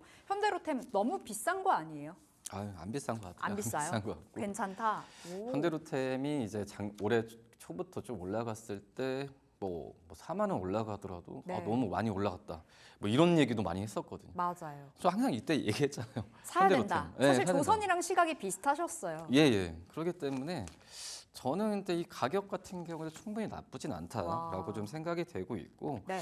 또 이제 뭐 실적에 대한 뭐 폴란드 쪽에서 얘기가 계속 나왔기 때문에 잠깐 소강 상태인 거지 주가 급락하거나 그런 일은 없었잖아요. 그렇죠. 이때마다 사실상 매수 기회였던 것 같아요. 이때가 이제 추세 꺾였을까요? 이런 질문을 제가 한 차례씩 드렸었는데 그때마다 기회였거든요. 그래서 뭐좀 시간 되면 말씀드리지만 주가가 올랐을 때 네. 조정을 안 받는다는 건 뭐냐면 더 추가적인 상승력이 있다는 네. 거거든요. 뭐 자, 그렇기 그러면 때문에. 어디까지 볼까요? 그래서 우선은 이렇게 할게요. 우선 목표 주가 10%에서 6만 7천 원 정도를 제시를 하는데 예. 6만 7천 원 갔을 때 매도가 아닙니다. 6만 7천 원 가면은 추가 매수를 할까? 아. 아니면 보유할까? 그럼 생각하는 가격이 바로 이제 6만 7천 원 목표 가격이고, 네. 그때 되면은 제가 항상 이제 말씀드렸듯이 목표 주가 왔을 때 추가를 할지 그 생각할 수 있는 그 시점이 바로 이제 목표 주가가 도달했을 그 가격이기 때문에 그래서 목표 주가 제시하는 거거든요. 알겠습니다. 아, 차장님만 만났다 하면 그때 살 걸 뭐 이런 생각이 드는 것 같은데 67,000원 바라보면서 1차적으로 좀 대응을 해보도록 하겠습니다. 자, 질문들 여기서 인사드릴게요. 오늘은 다올투자증권 이성웅 차장 함께했습니다. 말씀 고맙습니다. 네, 감사합니다. 네, 출발 딜사이트 2부 여기서 마치도록 하겠습니다. 이어지는 시간도 딜사이트 TV와 함께해 주시기 바라겠고요. 저희 내일 이 시간에 찾아뵙도록 하겠습니다. 함께해 주신 여러분 고맙습니다.